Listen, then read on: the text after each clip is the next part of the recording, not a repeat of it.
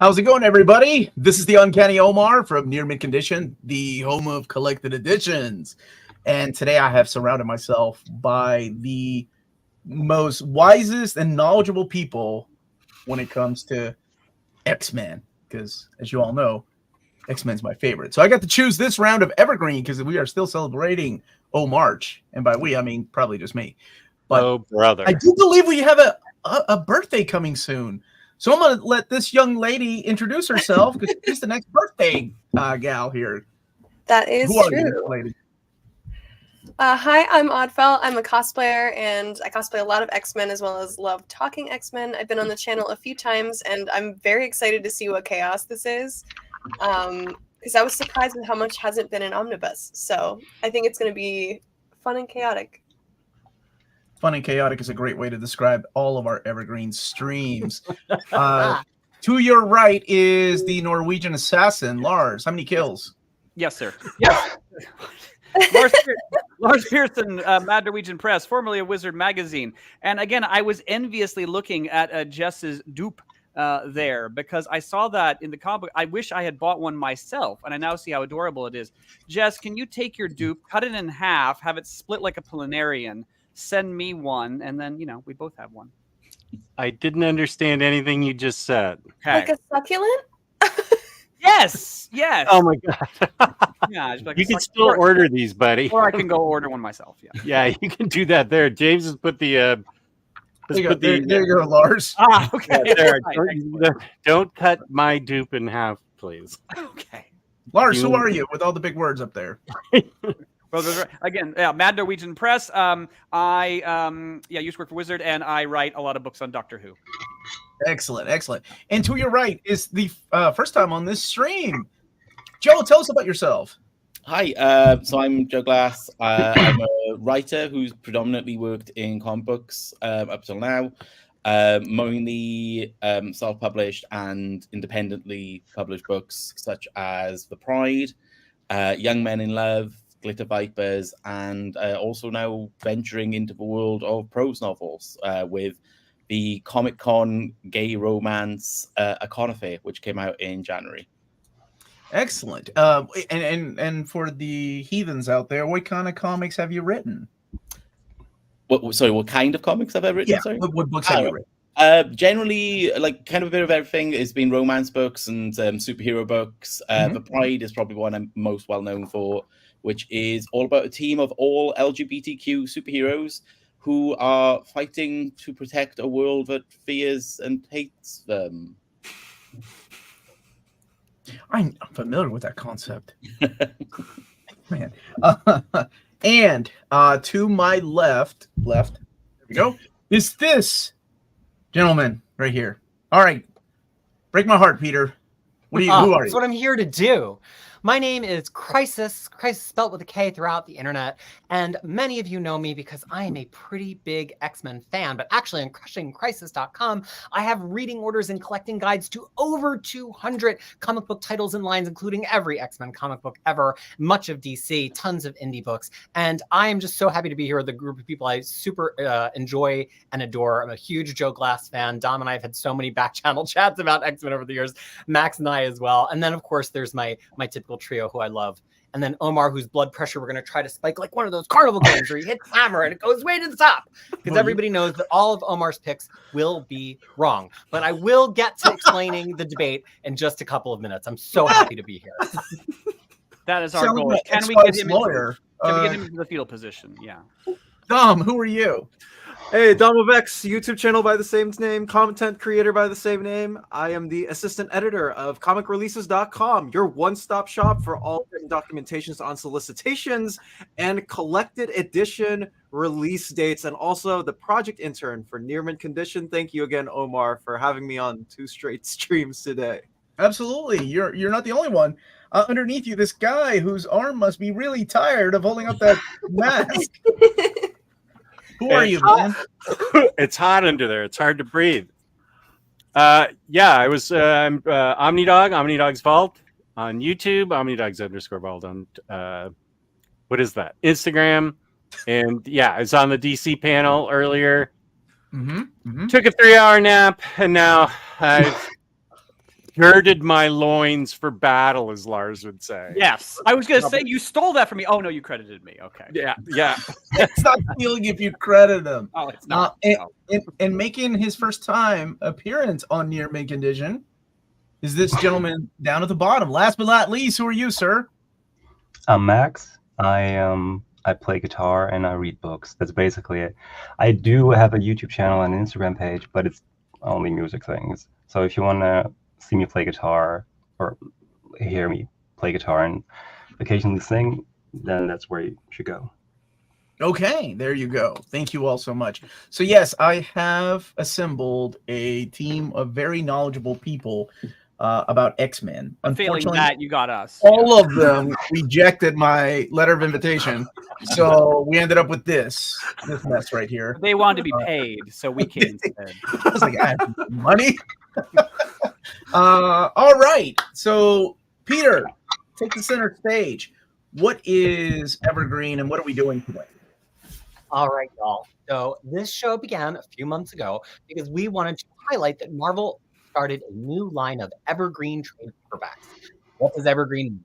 The idea of Evergreen throughout all of printing is that if it's running low, the publisher prints more. If the stock gets low at the distributor, if stores are running out, the book comes back, it's always available. Maybe with an update to the cover, but it's the same book. The best example in comics of this is Watchmen. Watchmen is always in print.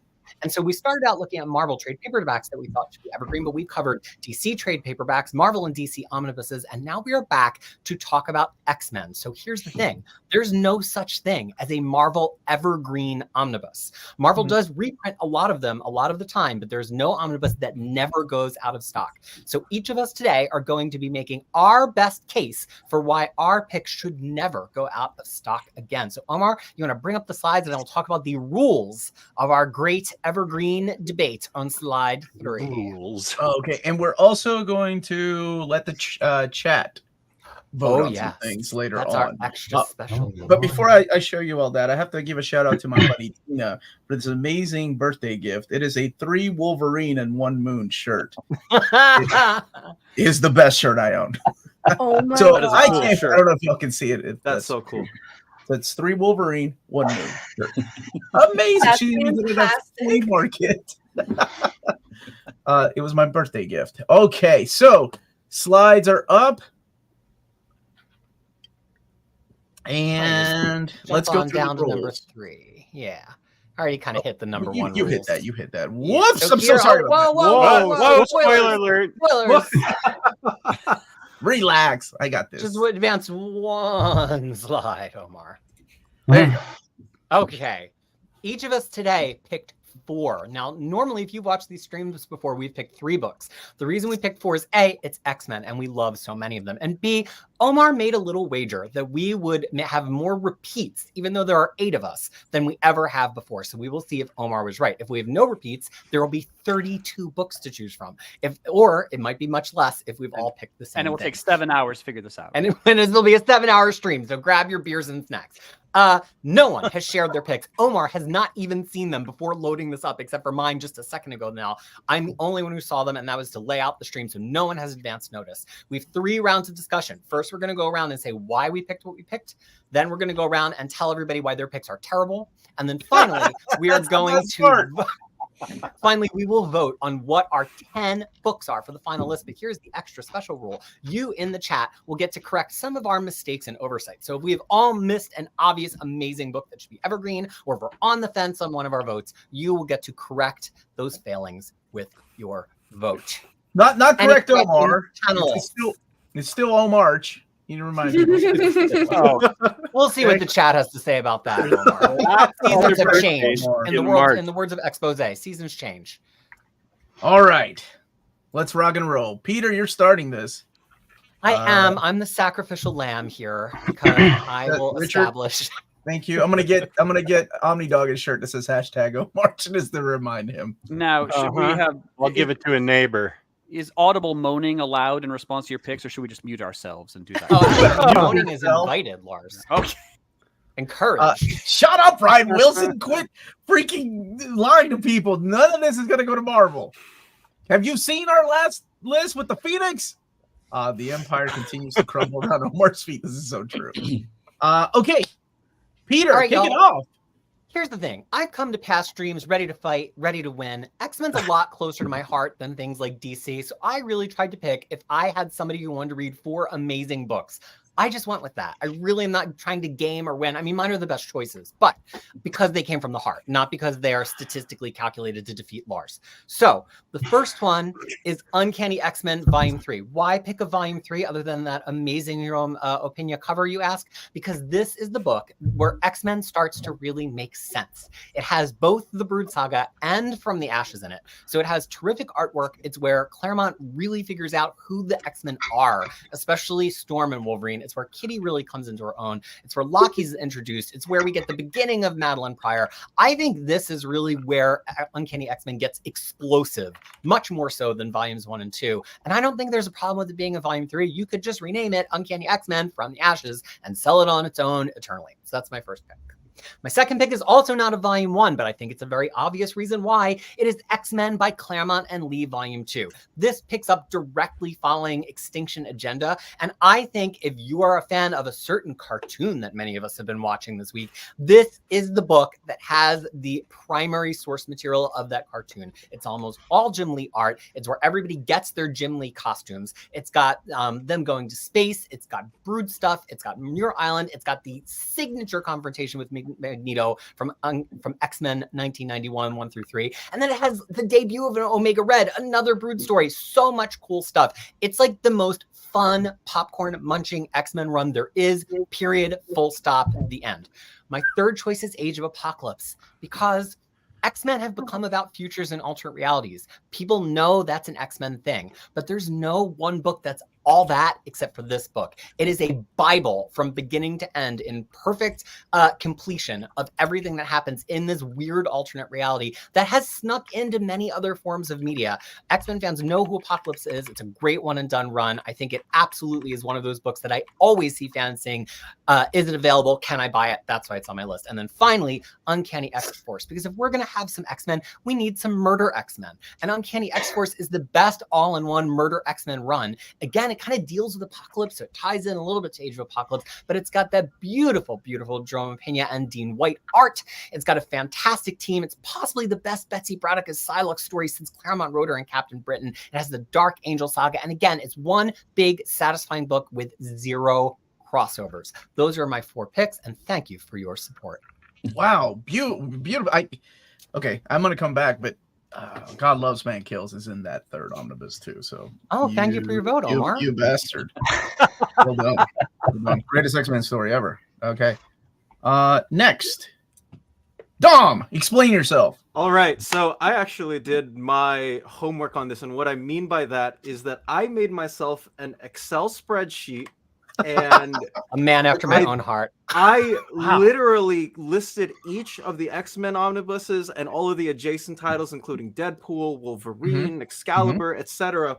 And I graded it on a scale of 5 things that I think each omnibus should be considered in, like as far as stuff goes, so that it could be an evergreen. And it goes down to new reader friendliness, residual impact of the story, the completeness of the Omni, the wanting to read others after you read that omnibus, and how many times has it been reprinted. And it came out to an aggregate score, and that aggregate score led me to these 4 omnibuses, which are Uncanny X-Men Volume 1, New Mutants Volume 1, New X-Men, and Astonishing X-Men. And of course, so I think you haven't read these then? No, I've read all of these. I thought you just picked them on a spreadsheet. No, his name is Tom of X.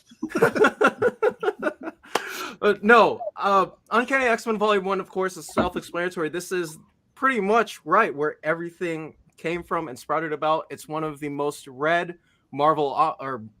read and bought Marvel omnibuses of all time. New Mutants Volume 1, although it has different characters from what Uncanny Volume 1 does have, it has a graphic novel collected in this, and also has a bunch of fantastic new characters that also sprout out from this omnibus that you get to see later in X-Men Adventures, including Magic, Sunspot, Cannonball, etc.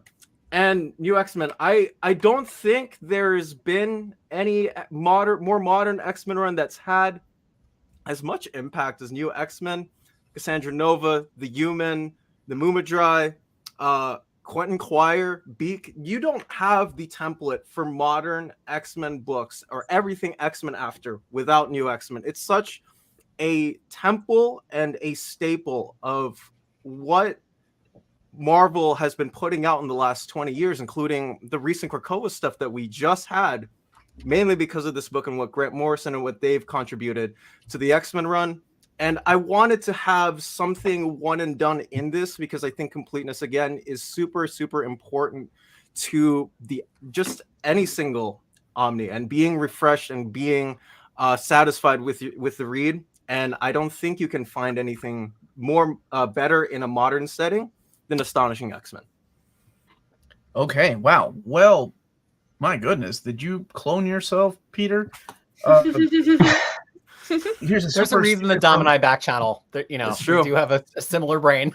Since 2019. Yeah. I just want to say how lovely it is to see my fellow Simro Joe Class. Joe, this is you. This is for you, buddy.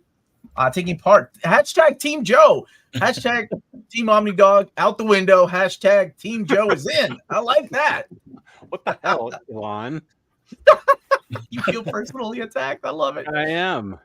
Polly, how are you, brother? I've finished Uncanny 3. And hello, everybody. Thank you all so much for the wonderful comments. I have no idea how Peter is replying back to you all or Oddfell. But let me get to the next contestant, and that is Joe. Well, obviously, you can see I've got a couple duplicate picks here because Dom's made some great choices. So, like, let's double down on them. New X-Men, very much agree. It is the modern template for what X-Men is in the modern age. It's absolutely, and because it's also distills what makes X-Men different from other superhero books, because it points out that they're the Thunderbirds. They're not like a typical superhero team. They're a rescue team, and that's what they're out there for, to try and protect the world against bad mutants, against the humanity that wants to go against them. It really nails down it really well. And plus, the new X-Men run by Morrison Al really, really is wonderful because it kind of takes the kind of stories that you get in X-Men stories and does them all. Like, you get space stories, you get the mystery stories, you get school story, you get it all. And that's like Morrison worked through each of these sort of genres that they do bit by bit, and it's perfect. It's a perfect distillation of what X-Men is for modern readers. Obviously, follow that up with Hoxpox, House of X, Powers 10, because honestly, just a complete rejuvenation of the line, the start of the Krakoan period, which obviously now is sadly coming to an end. But the Hoxpox collection itself is just brilliant science fiction. You don't actually need to, not that I would ever suggest anyone do this, you would never have to read any X-Men before it or any X-Men after it. It's just a good science fiction book. You could just read that and be happy and content with it. It's brilliantly created and crafted sci-fi, which does have lots of love for all those long-term fans of the X-Men, because there's all those little hints and teasers and Easter eggs for things which came in the decades before. Follow that up with Astonishing X-Men, because again, looking at the modern age of X-Men as superheroes, Astonishing X-Men has it nailed. What Whedon and Cassaday did together there is just absolutely superb. It really brings that idea and core concept of the superhero element of X-Men down incredibly well, plus the soap opera element, and it's actually a complete story. It's one of those few omnibuses where it really is the full thing. Like, you've got the whole story, and this is a particular rarity in comic books, you even have just for one artist throughout. Like, Cassaday draws it all. So it's absolutely superb for that element, because that is such a rarity in comics these days. Finally, I went with the Dark Phoenix saga, if only because the Dark Phoenix saga has been adapted so many times now in any kind of tangential X-Men media that really everyone should always be able to read the original version of it and the source material, because it's infinitely better than every single adaptation that's ever been done of it. I recently just rewatched the X-Men cartoon from the 90s and their Dark Phoenix saga, It's the And best you know what? adaptation out of It's every a medium. good adaptation, but it still doesn't hold a patch on the source material. So it's like one of those things where I'm just like, you know what? If you're going to have an evergreen book, keep this one in print forever, because with the MCU now going to be doing X-Men books, you can guarantee there's going to be another Dark Phoenix storyline coming in the next few years. So we might as well just keep this book in print. Okay. Joe, you hold on, Jess. You brought up House and Powers of X. Now that is not an omnibus, that is an oversized hardcover, but this is your first time on the stream. You seem Now, like a excuse really me, nice sir. guy.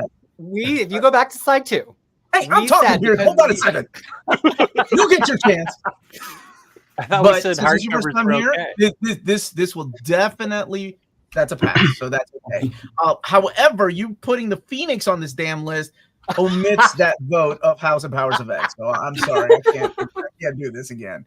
Our Nice to instructions meet you. to Have a good the day. panelists were that they could pick oversized hardcovers if they were omnibus length, because so many X-Men hardcovers should have been omnibuses and didn't get the omnibus label. House of X Powers of X is 12 issues, but they are all double length. It is just as long as Astonishing X-Men, and that is why it is allowed. Okay. Peter, did Peter put in AKA Phoenix Omnibus Volume 1? Because I have a feeling Joe did not. They are the same contents. Some people sent me It is the specific same ISBNs. I won't name your names. So but that's they a are the yes. Same interior book. Yes. Okay. All right, Joe. That was beautiful. But you're still got one strike against you there, buddy, with that Phoenix. Joe doesn't know the Lars! sordid history. Oh, look at that. Oh, Is look. that another Dark Phoenix? Lars. Gosh. I Do think you we need could Hi, have Lars. Do you need a top 10. sedative? No, He's I got drinking. beer. Okay, so here was the problem with this list. And the reason I picked the Dark Phoenix saga, well, there's a few reasons, but it was just a contest between picking this as a standalone or picking like a whole bunch of Uncanny X-Men omnibuses. Because one argument for this list could be made that we should have just automatically put in Uncanny X-Men Omnibus 1 through 5 and then argued about the 5 remaining slots. But, okay. Okay. We don't do that. But I just feel that, there is no story better known, better associated, better beloved with X-Men than this one. I mean, Days of Future Past comes kind of close, but not really. And if a story is that well known in a property, it needs to be represented. I still have friends in the media who remember the heady days when this was coming out. They remember Chris Claremont, they remember John Byrne, and they remember the frisson and excitement of the Dark Phoenix saga and how it seemed to change everything for the decade. So I think it's okay to have this stand alone. But again, you can cram in there as many Uncanny X-Men omnibuses as you want, and I won't complain. That's All you need is two. I'm sorry. I don't need a rebuttal right now. Go ahead. What's your next pick? Control yourself, man. I'm trying to control myself. I'm going to put myself on mute. Go ahead. New X-Men, I can't really say much that hasn't already, it's already been wonderfully defended. I will also say that in addition to everything else that's been said, I mean, it keeps innovating, like in the Scott and Emma relationship. It took Emma Frost, who hadn't been, she was a curious character, but not been that interesting. And Grant really gave her some facets and really gave her, and Cyclops and Emma Frost are not a couple that would have immediately sprung to mind. And Grant made them work so beautifully. So, that's, and it's a paradigm changer, as everyone has said. I feel there needs to be a Wolverine on the list in some description. Now, if you don't like my Wolverine pick, okay, sure. There needs to be a Wolverine on there somehow. And for me, it was just a contest of either Wolverine Volume 1, Wolverine by Mark Miller, or Wolverine by Jason Aaron. And I didn't go with Miller just because, as good as it is, it's mostly Wolverine being brainwashed and slaughtering heroes. And it's like, it's not really a typical Wolverine story. And ultimately, I just went with this one. There needs to be a Wolverine. This is very accessible. This is, solid at worst, great at best. There's some John Byrne stories in here. There's some Peter David stories in here. It's a wonderful access point. Some of the aspects of, like the whole patch thing in Madrigal are a bit silly. That's okay. These are still really good stories. We need something for Wolverine, and I think that's a good choice. And then New Mutants. I feel we just need to have some diversity on the list that's not just X-Men, and this ticks that box wonderfully. The movie was tragically awful, but they're not only a great second tier team, but they're very representative of X-Men. I mean, this is really what you would expect from X-Men, but younger. And yeah, and also this has the great Bill Sienkiewicz issues in there, which are the best known and everyone adores. Not for nothing is that what they made the bad movie out of. So yeah. Okay. That movie had Anya Taylor-Joy in it, so please don't say anything against it ever again. Yeah, it also had the inevitable teens use a lie detector to find out how each other are feeling scene. Who's next? Peter? Can we go to the next contestant? The next contestant will Max. be Max. Yeah, so let me preface this by saying that we don't know each other's picks. But No, we I don't. was fairly sure people would pick New X-Men and Astonishing, because that's a very good jumping on point. It is a very good book. I would have picked it, but I was assuming I would successfully. Anyway, look, times are hard. The economy's in shambles. Do you really want to buy the 28 Omnis you need to get the Claremont run? Yes, absolutely. No, No. sorry. Lars, don't No. rebuttal right now. Rhetorical question. So you can just buy one book that just fast tracks your way through it, and then you can read anything. Atlas Shrugged. It doesn't matter. Just read this book. It's very good. Second book, I just really enjoy it. I think it's really funny. I think it's really good. There's also, well, I don't want to be crass, but sex sells, and there are several panels in this book where the title carrying characters are inside each other, and that's fact. You can't disprove that. That's true. Third book, it's great. A lot of people get killed. Peter already talked about it. Who does love murder? Okay, so the fourth one is well, I do realize that if a Wolverine book would make it, that it will probably be a Logan book, because he's the more popular character and everyone likes hairy, smelly men or something. It's popular. But I really like this book. This is one of my most joyous reading experiences ever when it comes to comics. So I just wanted to put it on there. Okay, Max. This is gonna throw the voting for a loop, but I'm here for it. I like it. I like some of these choices. Oddfell, defend yourself. Did you Yo. just? That's not fair. You can't add yourself to a cover and make me vote. All So- right, go ahead. I had a really difficult time because this made me realize how many arcs that I think are quintessential have not been made in omnibus format. Holy crap. And I also banked on a lot of you guys coming in with books that I felt like definitely should be on the list. So some of these are ones that I wanted to argue for. So the first one is X Factor by Peter David. I love this one. In general, I love X Factor from beginning to end. Like, I think it goes through so many interesting phases. But this phase of X Factor to me is really interesting because it reads like a detective piece or a crime procedural, which is really unique for X-Men, and it's a really unique tone that you don't see very often. The art is stunning, the story is good, and it's a really interesting team that just needs more limelight, honestly. I just think it's a really good book and a very unique take on mutants that aren't necessarily doing the superhero thing. Next is Inferno, and thank you, Peter, for hooking me up with the cool photo instead. It is probably one of my favorite X-Men runs of all time. I think it's really fun. It's got that camp to it still. It's not quite taking itself fully seriously, but we've got demons, we've got magic, we've got soap opera betrayal, we've got love, we've got like babies falling from the sky and getting caught at the last moment. It's over the top. It's extra. I love Madeline Pryor. I love Mr. Sinister. I don't want to talk about the plot too much because I really feel like that's probably what we'll see in a certain cartoon. But if you haven't read it, I think it's a must read. It's all around just a really good time. AVX I wanted to do because I felt like there wouldn't be very many recent books outside of the Krakoa era. And AVX is one of those last really good crossovers, I feel like. I know it's a contentious crossover. Some people really hate AVX. I think it was really fun.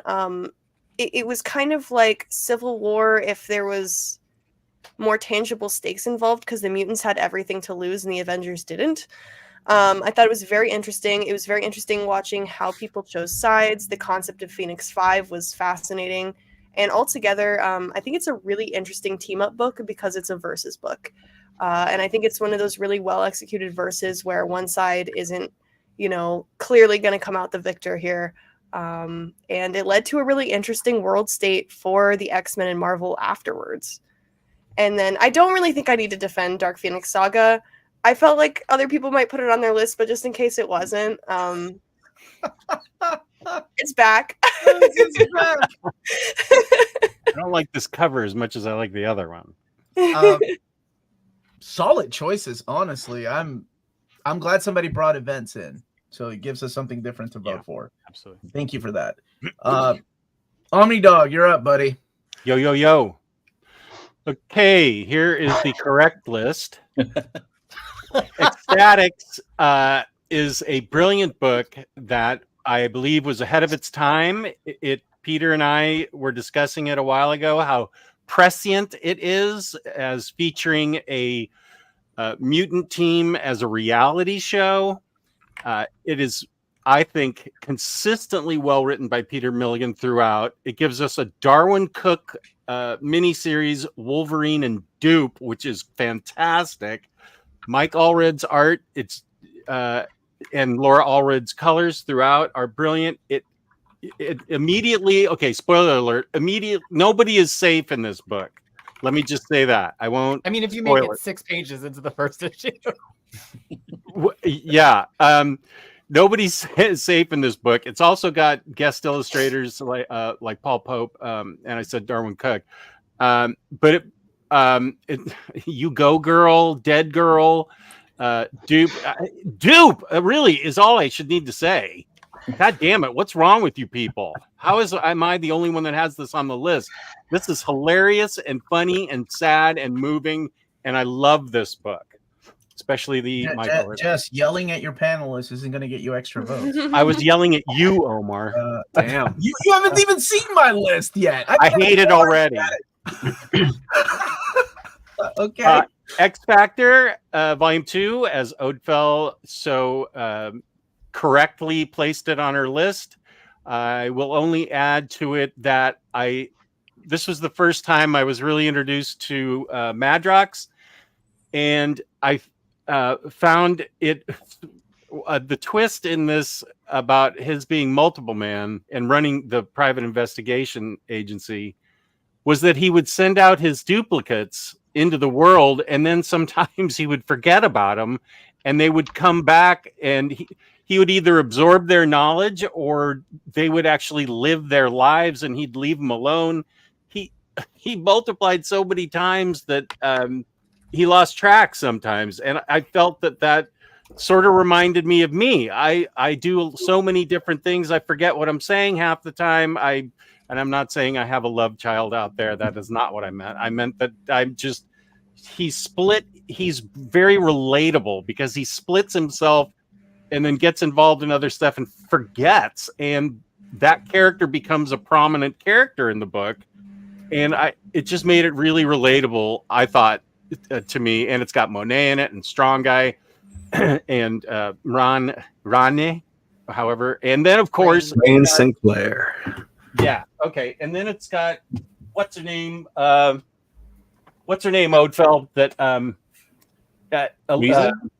No. Valerie Cooper? No. The woman that always has the right answers, but they don't know. Layla Miller. Yeah, Layla Miller. Blindfold, right? Which is a great twist, which I really love.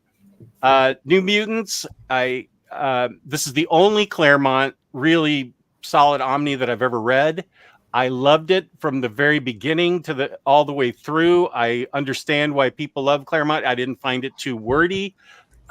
So far, all three of these books a new reader could pick up an X-Men fan could pick up, read them, and enjoy them without any prior knowledge. You get Demon Bear Saga, you get the origins with Bill Sienkiewicz art, and you get the origins of all the characters enough so that you genuinely care about them, which is important to me in a book. That you continually care about Cannonball and everybody else in this, and you get Warlock in it. I had so much fun reading this book. That's one thing about all these. They are all fun. I don't have to say anything about Astonishing that hasn't already been said, except I learned a new word today for Emma Frost, and that was it waifu? Yeah. Oh, Yeah. What? I learned that word today for Emma Frost. So yeah, I totally heart Emma Frost in this book. Okay. Yes. New Mutants also gave us Team America. My choices: Uncanny 1, which probably a lot of people saw it coming. And if I had to go with Wolverine, I'm going to do a better job selling it than Lars. This has Weapon X in it. How that alone is worth the price of admission. The 4-issue Frank Miller miniseries is in here. The first 10 issues, I know you called it hokey, but I think they're wonderful. Yeah, sure. It worked for freaking Days of Our Lives. Why can't it work for a Wolverine comic? Put a patch on that guy, and he becomes a different character. Joe Fixit makes an appearance through here. It's got the fight with the Hulk. It's got a little bit of From the Ashes in there. So, yeah, this is great. Astonishing X-Men. Yeah, same. That everybody else felt. I feel like that's going to make it anyway. It was a really tough choice between Volume 1 and Volume 2 of Claremont, but then I went with the logistics of this is the best-selling X-Men omnibus of all time, and it's already out of print. Really? Yeah. Yes. Why do you always ask me? Like, what? Yes, Lars, I told you lie. I told you this. This is not Wizard magazine. Well, you're just like Layla Miller. You know stuff, okay? I just know what. Let me add to Astonishing X-Men to what Joe said when he had his thing up. Like Laura Martin colored all of the all of the run. I think that should be added to the defense of this Omni as well. When do you get a singular artist and colorist team ever in a run? Neil Adams in his Batman Omnibus. Okay. This guy. You asked, I answered. It's not a pretty answer, but I answered. This also has beautiful artwork by Mark Silvestri, and it's the name Jim Lee and Chris Claremont that will sell the book. And I went with, not like I said, not my favorites. Actually, Peter went with his heart, so I love the fact that he put Uncanny 3 in there. That is the best Uncanny Omnibus. But I feel like for an evergreen list, it's more important to have a Volume 1 than a Volume 3. Or hell, like you all said, though, we can put all 4 Omnis and make them evergreen. But yeah, Astonishing is phenomenal. That's the reason I came back to comics and stayed. And this list was a little harder than the previous ones because it's X-Men. And I didn't know what anybody else was going to choose. I was like, surely somebody's going to choose Excalibur and New Mutants and X-Factor. So I'm going to go with Wolverine because I don't know if people will choose Wolverine. But I do like the addition of all new Wolverine. That's a nice touch with Wolverine. But we got our work cut out for us. There's nobody after me. So, Peter, I'm going to go back to you. All right. Time for me to get ripped to shreds by my bird. Well, no. Your list is actually really good, but you said you went with your heart, right? Yeah, you went with things that you love. Okay, X-Men. I'm not trying to trick anybody to read something. You're also a damn liar because you told me you don't like multiverse stories. Yeah, what's up with that? Age of Apocalypse doing in here? You just said that on my show Tuesday night. The one multiverse story that I know that X-Men fans want to read. You know what? I'm going to defend Peter on this. I like it. I'm just wondering why Peter went with it. Okay. I don't know what I used to have a plastic shopping basket from Rite Aid that I stole, I guess. That I had all 42 or 44 issues of Age of Apocalypse. And when I would go to my grandparents' house to hang out, I would just pick up the whole shopping basket and bring all of Age of Apocalypse to my grandparents' house, put it down, and just start reading them, in my perfect order, even in 1995, that I had sorted them into. So it's a And sentimental favorite. I'll be dead honest, Peter. I don't have a damn problem with your list. I actually like every one of your picks. I can see myself voting for them, but I'm gonna wait to see where this goes because you never know. I may need to save my vote instead of like Phoenix. But yeah, I don't have a problem. This is a solid list. Honestly, these were some of probably my backups that I had on my top 10. Does anybody have questions for Peter or like thoughts why this doesn't belong on the list? Lars, you look like you're about to spew some hate. Go ahead, Lars. That's just his face, Omar. Be nice. Oh my God. Wow, Peter. Okay, Lars. Venomous today. Okay. Uncanny X-Men Volume 3, no brainer. Excellent pick. X-Men by Claremont Lee Volume 2, excellent pick. I will vote for Age of Apocalypse. I think it's kind of a no-brainer. I will say that I always feel like Age of Apocalypse is kind of less than the sum of its parts. Like, conceptually, it's a winner. But you start reading it, and with that many creative teams, the quality really does kind of seesaw up and down. You inevitably hit that mini series that you're like, this isn't very good. But it is a winner. It is a winner. I find Uncanny X-Force quite boring myself. It's like, well, they're badasses and they go out and stab people. It's like, Oh, you go to okay, great, No, it's okay. I feel a little bit like, hey, let's see what Warren Ellis would do with X-Force. That's kind of the way that I felt. Actually, X-Force yeah. was like. There are, actually, frankly, I've been enjoying. It's been uneven, but I've been enjoying the more recent X-Force series than this one by far. I feel it's more Really interesting. the Benjamin Percy one. Huh? It's been up and down. No, it's been up. No, it's been up and down. But when it's been good, it's been good. Yeah, So, that adamantium surfboard. I find Rick Remender's writing very samey. Huh? Me. Okay. I do too, actually. Yeah. What is wrong In with general.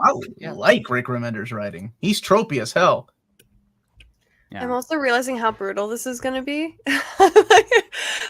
Going back through these, I'm like, oh God, wait. Don't sell yourself short. You were the underdog last time, and it's easier when it's like some of these books I like and some of these books I don't like. But there's so much X-Men that I like that I'm like, oh my God, how do you cut these? That's what I was saying. Like with 10 like I was like, how do I even trim this down to 10? This is really difficult. The only issue I have with Uncanny X-Force, and I love this book. It was one of my gateway books into Uncanny X-Men. It's not new reader friendly, if that's a consideration at all, because they, as you said, they set out to sanction Kid Apocalypse in like the very first part, and if you don't know anything about Apocalypse, that story is going to make it hard to understand. I love the addition of Phantom X and Psylocke, especially in this book. If it's a thought at all about new readers, then I think that's an issue. Otherwise, I'm totally voting for this book because I loved it. But I think new readers is something a lot of us take. I don't know. I mean, we're talking about $100 to $150 books. Well, I can't imagine very many new readers. Go ahead. As a new reader, I struggled with this until I got caught up with I read it through. I struggled with it in the beginning until I figured out as I went back and read more X-Men, and then I knew who Kid Apocalypse was. Freudian slip there. My goodness. Whoa. Oh. That's gonna come back to haunt you. Flip that, James. Go ahead. Shout out to Jake. Anybody? Joe, you've been really quiet, buddy. Rip into Peter. Rip into him. To be fair, I'm kind of the same thing. Like all of these choices, I think are perfect.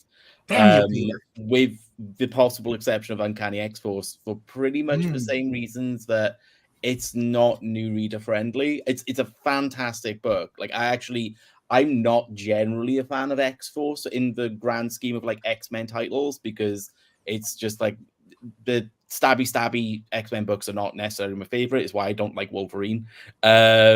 controversial as that may be, unless it's Laura. Laura's good Wolverine, so like all new Wolverine, I'll vote for that. But Uncanny X-Force, it was so tied in to all the other things going on in other books at that time, but I just feel like it's not that easy a book to get into for a new reader, so maybe shouldn't necessarily be an evergreen. But it is a fantastic run. It's one of the few runs of an X-Forces book which I actually really enjoyed. So I will say it's a great book. I just don't know if it's evergreen material. But the rest, I would absolutely 100% agree with, to the point that even an event book and a multiversal event book as well, like Age of Apocalypse, because I know people who don't read comics who know what Age of Apocalypse is.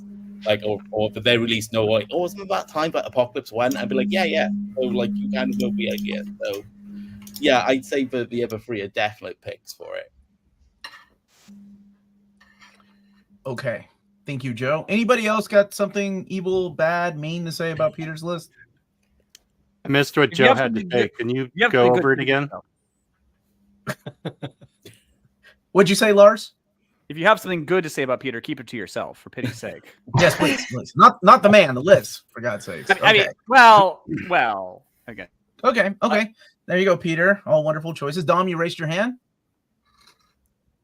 I had something to say. I think you all took it, so. I love all of these books. Like Peter mentioned it earlier, we are very same brain-ish, so I do agree with a lot of, like, I actually love the inclusion of Age of Apocalypse thrown in here, just mainly because, again, residual impact, you just think of stories that sort of set the table for X-Men in the future, and just also the wackiness. And yeah, you as an X-Men fan, you want to see all these characters mishmashed, moshed up, completely in different tales. So I love it being thrown in there. I think it's super important to X-Men.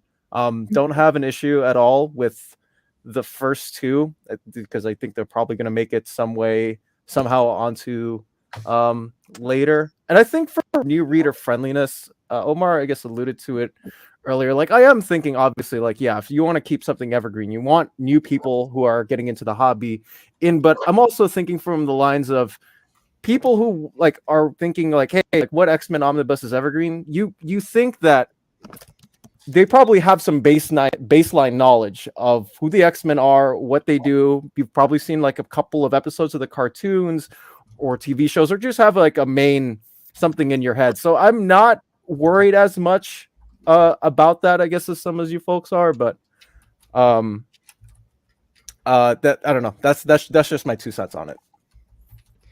I'll just throw in one thing, not to defend. No, you've had your piece. Next. I'll throw it in on Dom's then. Is my blanket statement. I don't think new reader friendly matters in X-Men. There's so much X-Men, and it's been going on for so long that almost every book kind of explains the thing that's happening. So many people have started in the middle of so many X-Men runs that with X-Men, and there's so many characters are just appearing in a run in the middle of a run, and that's where the omnibus starts. I wholly reject the idea of X books needing to be new reader friendly. I think if the book is good, it's good. I'm actually with you. I reject your rejection. But yeah, we live in an era where there's a movement going around, started by the manga community, where it's so much easier to read manga because they have volume numbers. And I hate that argument so much, because I was like, really? This is the argument that I've seen shared on Twitter. Like, people can, like, reading comics is not that difficult. God bless. Like, people are smarter than they think they are. I'm gonna Lars. Yeah, I know. Yes, I know. I'm here. I'm going to slightly push back against that. And again, there's been some issues with this over the years. When Kieran Gillen was writing X-Men, he got the big relaunch, X-Men #1, and it was the X-Men were in San Francisco. All this different stuff was going on, and Kieran hadn't prepared people for this and didn't really bother to explain it. And to their great surprise, there was all this pushback and surprise, because people picked up an X-Men #1, like, hey, wait a minute. Why are they out in San Francisco? Why aren't they in the mansion in New York? Why this? Why this? And Kieran realized, even with a #1, you couldn't assume that people had been off reading these other comics. I think it does need to be accessible. frankly, there's times even I, as an experienced reader, pick up a new series. I'm like, what on earth is going on here? And I'm told, well, you need to have read this other series. I think it is still an issue. It really is. We shouldn't assume everyone has an encyclopedic knowledge. But I think that the people who are getting into this hobby like know what they're getting into. Like these are $75 to $150 books. No. I see new people in Mayhem all the time. Sorry, our local comic shop, Mayhem. I see new people in there all the time, and they're like, "What Wolverine do I buy?" They don't know. They don't know, and they need help. Someone who's worked at a comic shop, I feel like. I think accessibility is the issue. As Stanley says, every issue is someone's first, even at this price. Actually, I do know teenagers in my orbit that they're thinking about buying omnibuses. Now, I always tell them, go off and sample the title first. Make sure you like it before you drop $90 or $100 on an omnibus. But the point is, there are people who don't know everything. Lars, that was me like 5 years ago. Don't start with the hard drugs. You've got to start with the gateway drugs first, and then. All right. Now I understand the argument, Peter. Okay, Lars, you brought up some really good points, but I'm cherishing this moment, Omar. Oh my goodness! Oh my goodness! Eat it up now because there was a pause there. But kids nowadays have Wikipedia and the internet and a bunch of YouTube people that can or TikTok.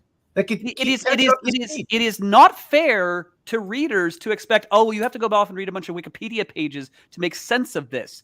It is the writer and editor's job to make sure that books are accessible, unless there's a reason they aren't. And making the expect like, oh, well, you have to go off and read a Wikipedia bio on a character that surely covers their last several decades. You have to wade through it to find what you want. No, as a reader, I absolutely despise having to do that. And I actually do agree with Lars there. I think a good comic book issue, and I have this frustration with DC all the time. Like they don't bother to tell you what's happening. They just assume, and especially with DC, there's no recap pages. But I think in some of these omnibuses, it's like like Uncanny X-Force. I do think the first issue of Uncanny X-Force explains everything you need to know about Batman. But we'll get into this on other books. I'm just saying that I think there's a difference between a book like Ecstatics. Challenging, but did it help you to read anything first? No. Like I just that I would agree with. I have. Some of these are like you're right. Ecstatics 1, I think I don't really think any pre-knowledge is needed there. You just start reading it. But don't you have to have read X-Force 1 to 14? No. Or 114? No. What? Hey, why are you attacking me? All right, I'm gonna move on to Dom's list. Let's tear into him. Actually, I the only one here that I have any issue with is New X-Men, but I think it's more of a personal taste thing. I do see that a lot of my viewers really enjoyed it as a first read, and it's interesting because like that same age demographic either loves New X-Men or Astonishing X-Men, and in some cases it's two. Like some cases people do love both of them. It was closer to the movies as we were going to get at that time, with the leather jackets and the look and the dark feeling to it. But yeah, I think it's more of a personal taste. I wasn't the biggest fan of this run. This is the run that got me into X-Men. I love this run. Great pick, Dom. I can't wait to have you on my show and get you to stop working for Omar. You work for me now. Okay. Weird. It's one of those runs where I feel like it's super well loved. I feel like Astonishing does everything better that this tried to do. And I have a really hard time giving New X-Men a good place. Because it felt like a lot of kind of character assassinations. But I also do understand that it's one of those runs that is very well loved. I just don't love it. It introduced a lot of things and a lot of elements that were used and immediately wiped away with House of M. Too many mutants. I did like the idea of having a bunch of ugly mutants join the X-Men for the first time. I don't think we'd seen that before. That was nice, right? Because we just went over the mutant massacre and talked about how all the ugly mutants had to go and live in the Morlock tunnels, because that's the way society saw them. It introduced us to probably one of the biggest badasses the X-Men have ever fought, and that Cassandra Nova. Morrison, much like their JLA, it was ups and downs for me. with this run. Some of it I was like, oh, this is great. But yeah, I don't want to spoil it, but I agree with you with the character assassination is a great way to put for particularly one character that I was like, there's no way that's that character. So much so that I guess the editors agreed that they retconned it immediately after this run. Yeah. With Chuck Austin of all people got to retcon it. No, oh my god. Like Well, that's all right then. almost none of the characters feel like themselves to a point where I found myself disliking so many of the characters I typically like. I don't think I've ever been so angry reading a book. Wow, I didn't know you had Wow. strong feelings about this one. Oh, she said she hated it in the comments. She's a hater. do. Oh, I am a little bit of a hater. I love the outfits. I love the outfits. Emma's negative space outfit is so good. But it just no one felt like themselves. I did like a couple of things that Morrison was doing, like realizing what all the other writers at the time, what they were doing. They were playing I'm not going to say any names, but they were playing the edgelord game of, oh, let's do this in X-Men. Oh, hey, let's add a gay character because everybody has a gay character on this team. And it did so well in the Authority. And I love the way that Grant Morrison handled that within the pages of New X-Men. I thought it was done really well and really professional while still being able to develop a character. Yeah, I mean, that, honestly, like I said, it's a personal taste for me. I'm not the biggest fan, but I'm pretty sure it will end up on the top 10 list. Does anybody else have issues with any of Dom's picks? I also hate New X-Men. When I came I don't hate it. I don't hate it. I went onto the internet and I was like, what should I read? I had read Astonishing because I kept seeing it in spinner racks because it was so huge everywhere. And I was coming back. I'm like, what should I read? What to get? And every person said in 2010, New X-Men's where you want to start. It's the greatest. It sets up Astonishing. I read it and I think I hated every single issue of it. I have come back to appreciate how Morrison wrote Jean. I think they're the second best Jean Grey writer after now Kieran Gillen. But I just think, I know it's one and done, but I just think we have better books now. I think it's historic. I think it sets up a lot of great stuff. I would not tell anybody to read it. And I know that people have different experiences with it. Jess loves it and it was one of his gateway books. It almost stopped me from amassing this whole collection. I was like, oh, this is what X-Men is like. Now, this is crap. I guess I don't have to come back to comics, but that is my taste in comic books and I wear it proudly. The one that I really want to come and have a fight about, though, is New Mutants. Because here's the thing. From as soon as Sienkiewicz gets on the title onward, best X-Men run possibly of all time. So much better than what Claremont was doing on the main Uncanny X-Men title. However, the first 17 issues of this book are a slog. A slog. Well, they're in America. They're in Brazil for so long. And then the whole like Massachusetts leave Amara alone. which like should be fun. It's kind of like them just on a magic school busing them between Massachusetts and New York for 4 issues. It does. So if you want to get this book, take a machete, chop off the first half of it and just start with the issue 18. You've got my vote. But as against some of these heavy hitting best of all time books, I just think it's half good and half bad.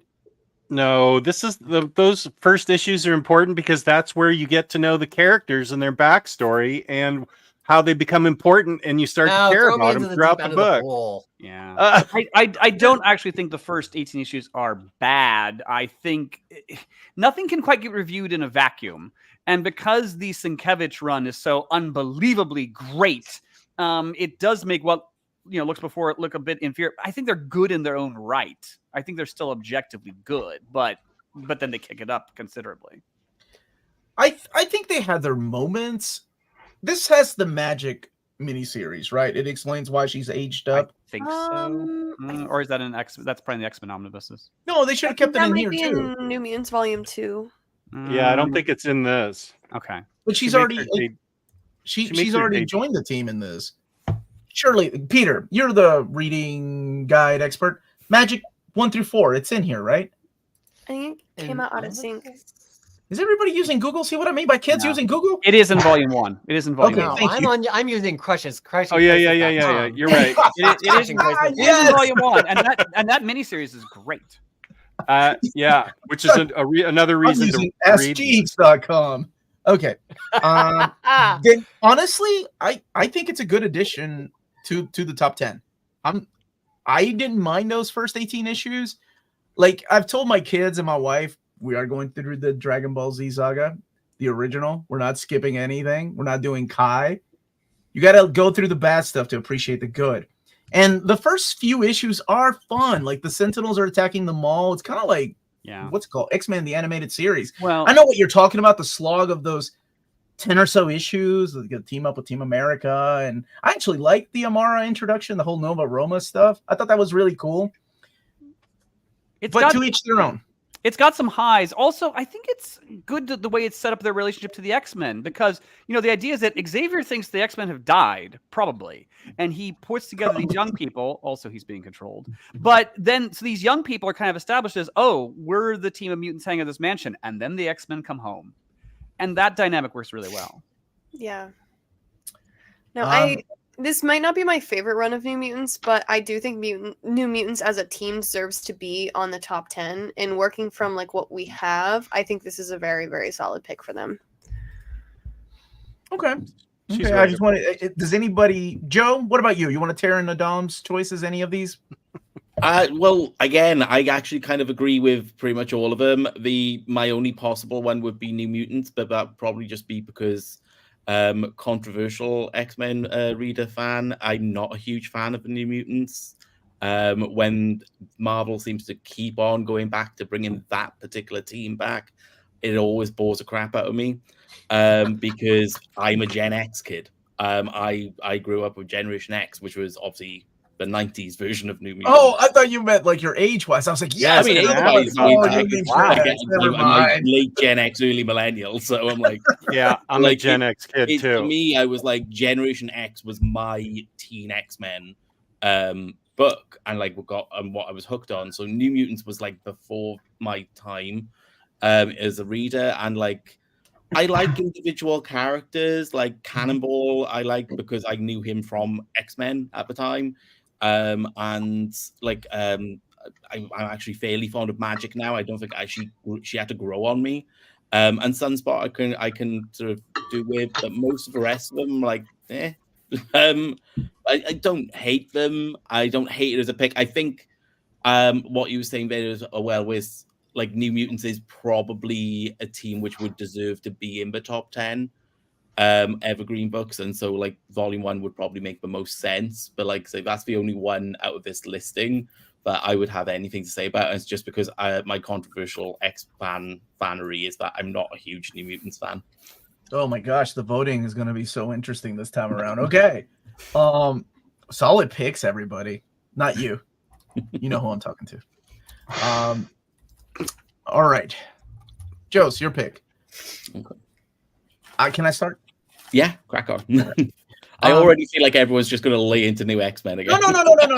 I think I've said my piece about New X-Men. That is just me. It's personal. I don't hate it. I'm not one of these people that hate it. Those are those two heathens above and below you. I actually find aspects of it really, really good. And it really gave us that whole Scott and Emma that everybody seems to love these days. And I'm in for that. And I can kind of see that making it to the top 10. God, I love House and Powers of X. It brought me back. It brought me back to like, I'm so excited about reading X-Men every week again. Mm-hmm. My brother, who hadn't read X-Men in like 15 years, came back because of that. I gave him the trade paperback. He was so excited. That is a solid choice. So much of a solid choice that Marvel has made it evergreen, their trade paperback evergreen. Yeah. I don't know if you knew that or not, Joe. I actually did not know that. No. Okay, well, you got a +1 there. Lars? I was just saying, that's sort of on my mind. I didn't, because it's on Marvel Evergreen's list. Not the oversized hardcover. Yeah, I sort of forgot that detail. Well, it could have picked the hardcover. No, pay attention, Lars. Yeah. I know. No, it's only because, as you know, I'm uneducated and very stupid. But I don't think I said that. I can support House of X, Powers of X. The only weird thing about it is that you're right. It's great. It's a good access point. Some people read it and then they go, "Okay, what do I read next?" It's like that question. Everything is the answer. Well, that's the thing. It's not.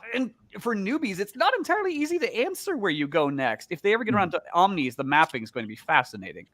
Well, Peter and I have really good reading orders. You can show them our channels. Yeah. No, it's a good pick. Yeah. I mean, for me, I've turned into a Krakoa truther. I support every month of Krakoa. There's some good books and bad books, but to me, that's X-Men now. That's X-Men, and if you don't like it, too bad. Yeah. And so to me, Hoxpox is like, yeah, that's it. If you want to know what X-Men truly can be, the full extent of what their whole history means, read it. And guess what? If you don't know where to read after it, you can read plenty of things that came before it. There's a huge list of stories that influence House of X, Powers of X, that read so much better because of how Hickman wove them together in Hoxpox. So now go back and read Muir Island Saga. Go back and read Proteus. Go back and read every Sinister appearance. And they're even better because I read this before I went back and did all of my rereading, and somehow this retcon is additive instead of subtractive, and it makes even Claremont issues better. So I think that, like, yeah, it's a trade paperback, but we're talking about what should be on the prestige list of the 10 heftiest, best oversized hardcover format X-Men books. And if we don't pick Hoxpox, what are we doing? Yeah. I 100% agree with that statement because Hoxpox was the book that, for the first time in years, like, the numbers in the direct market alone were huge for a hardcover. Yeah. Not omnibus, not trade paperback, a hardcover were never that big than the pre-orders for Hoxpox. And it's still sold out. There hasn't been a reprint because they don't really reprint oversized hardcovers. Frankly, so that's a damn good choice, Joe. Yeah. Good job. I hate Dark Phoenix that it's in here. What have you done? Wait, I'm not done with Hoxpox yet because the true showing of greatness in this is that for the first time ever, Moira is interesting. Yes. Very interesting. And that was brilliant writing. Yes. It was that segment. It was brilliant until they ruined her, but yes, you're right. It was. Can I give you a caveat on that? Like, Don't give me an there was asterisk. actually one other time that Moira was interesting, and this is awful that this was the only other time that Moira was interesting. It was when she had a disease and she was dying. Oh, what about Like- Baby Magneto? Exactly. When she was the only human with the legacy virus, that was fully like, oh, she's interesting now. And I'm like, that is awful to have to say about your characters. That She she's didn't only even interesting cure when the she's dying. virus. That was the messed up part. Exactly. But like, finally, this made her like truly like, oh, actually, she's not just interesting; she's fascinating. Yeah, And, like it And- made and her like a keystone to the story. Dom, do you have an issue with his House of Powers of X? No, I'm actually going to continue to add on with the compliments because this was the book that got me into Marvel and got me into X-Men and got me into a whole gateway of comics that I thought I would never get into. Like, long story short, I was pretty fed up with what DC was doing with their Year of the Villain stuff. So my friend and buddy of mine gave me House of X #1, told me, like, go read this. This is really good. And I've never looked back. This is, I think, perfect for newbies. I think perfect for old people or old veteran readers. Easy. I know. College boy. I already He started needs turning anybody to else. dust when he said it was his first X-Men book. We don't need to. I'm sorry, guys. Yeah, I was in like freaking high school when this came out, so you know. But anyways, this is awesome. I love this comic. Drive the knife in deeper. So yeah. Okay. No, honestly, I'll just quickly add. Frankly, I wish the Krakoa era wasn't ending. Yeah. I mean, it on the Same. whole not all of it's been good, but it's been so revolutionary, so successful. When it's been great, it's great. They're still pumping out great books. The last year of books had some wonderful stories in it. And this haste, I do worry that what's coming next is going to be competent but boring. But we'll find out. but Lars, don't go into it with that kind of mentality. Go into it with haven't we done this already? Yeah. Come on and treat me bad, X-Men. I'm ready, baby. For All me, right. with the whole Krakoan era thing and like should it be ending is like use the thing I was like, and I think Hoxpox does this quite brilliantly because it's in the book. Is it Hickman Eyal set it up that this was always going to end. Like the Krakoan era is a finite thing. Sure. It wasn't ever going to be a case of like this is the new future for X-Men forever. No. And that's fine. Like you've been reading comics long enough now, but I'm used to the status quo always returning. But I do feel like there was another few years worth of Krakoan stories here to really explore, and it feels like Marvel just decided to shut it down early. And if I'm honest, I cannot figure out why. Because like I honestly think the Krakoan era has had the most active interest in any comic line in a while, in years that I've seen.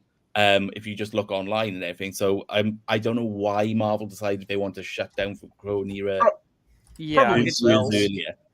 I mean, seriously, probably it comes down to sales. If this Well, was selling probably. as well as it was at the beginning, they would have kept this going for another 5 years. Surely. I mean, at Can the I- end of the day, there is no real mystery as to why DC reboots, why we're starting over with number ones. It's just comes down to sales. Exactly. Regardless of how many people are on social media saying, "Oh, I love this era." Yeah, if you're loving it and not buying it, it's really not the same thing, right?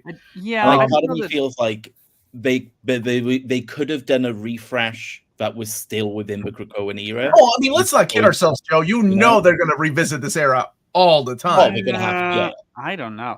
I don't know whether it's because without Hickman they didn't have the creative serum to keep it going for much longer, or is it that Disney will inevitably be doing X-Men movies and in the MCU, and therefore they kind of want to reset to the status quo. I mean, who knows? I don't think sales are in the dumper. No, I didn't say that. Yeah, But they're not as good as sales should be for the flagship title that is X-Men. Now, I got to keep moving because we're going to be here all night just talking about Krakoa. 7 hours. I do have an issue. And we're with all the happy Dark to come Phoenix. back for that stream. Yes, Absolutely. please, let's keep talking about that because I love that conversation. I do have the only issue I have with your list, Joe, that I think is good. I think your list is good. I think 3 of these, 2 or 3 will make it for sure. Is the Phoenix Saga, and it's the same reason that I had from the previous stream.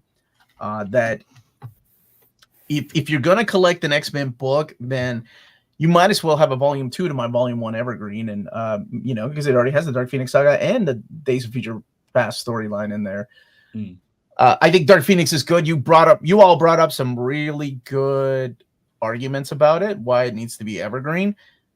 But I feel like with omnibus editions that I think the starting points are better if it's a volume 1 of Uncanny X-Men, where you're going to get the Dark Phoenix Saga. I mean, this is a cover to Uncanny volume 2. I mean, But but isn't there also? Oh, go ahead, Nova. oh no, you're fine. There you go. I was just gonna say, but if you look at it this way, people who want to start with Uncanny 1 and read it all the way through are gonna buy Uncanny 1. People who want to collect it that way will buy Uncanny 2. People who just want to read the Dark Phoenix Saga will buy this one and probably not touch another Uncanny X-Men omnibus. This one would be to a different market, and it being in stock will be catering to people who just want to read events rather than someone who's going to buy 1, 2, 3, 4, 5 anyway. But I think the point of Evergreen lists is to hook you, right? Like hook you into this hobby that is, wait, there's more of this? But it will hook you. I mean, talking about an Evergreen book, one Evergreen comic graphic novel which exists is Watchmen.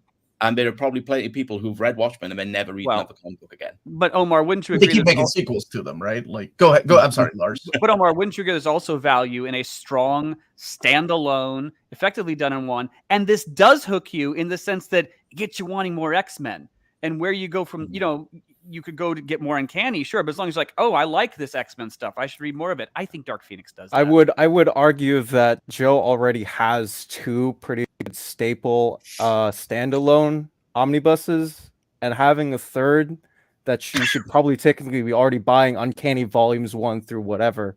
I think there's a more solid argument for having Uncanny volume 1 in there and then going on instead of just having Dark Phoenix and leaving it there. But as Oddfell says, some people are just going to want to buy this and go, wow, that's really good. And then whatever comes The whole next. point is to keep, I think, just to keep getting people continuing into the hobby. Like if you're Marvel, don't you want more people buying your books and not stopping there? Because not everyone's like that. Not everyone is going to want to buy all 5 volumes of Uncanny X-Men. They want, hey, great, I bought this book. I'm really happy. Now maybe they'll probably buy more of it.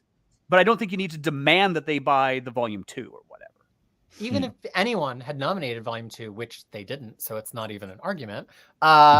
If I were to challenge everybody, if I were to pick 1,000 comic book fans on Twitter and say, name the one most iconic comic book, you can't use that argument from before 1990, other than Crisis or Watchmen. I think that if we're playing Family Feud style, number 3 is Dark Phoenix. Yeah, actually, at Wizard, they want it, and they're actually willing to pay the money for it because they've heard about it so many times that they assume people walk in the comic book stores and buy the absolute of Watchmen because it's Watchmen. And I just think that Dark Phoenix, even if the quality isn't there, the reputation is there to sell books in that same way.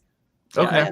Wizard was kind of assumed, and I'm not saying they were right, but I'm saying like they felt like number 1 comic was Watchmen. Number 2 comic was Dark Knight Returns. Number 3 was Dark Phoenix Saga. I mean, it always ranks very high on naming the quote best comics of all time, however you define best. I mean, it's not, but you know. No, but you see what I'm saying. Yeah. Yeah. It's got the name power to be a big event, even if I feel like it's not like the strongest event. It's got that legacy. Well, it's like I say, whenever you get any kind of X-Men media adaptation, it is only a matter of time before they're going to do their sort of version of the Dark Phoenix Saga.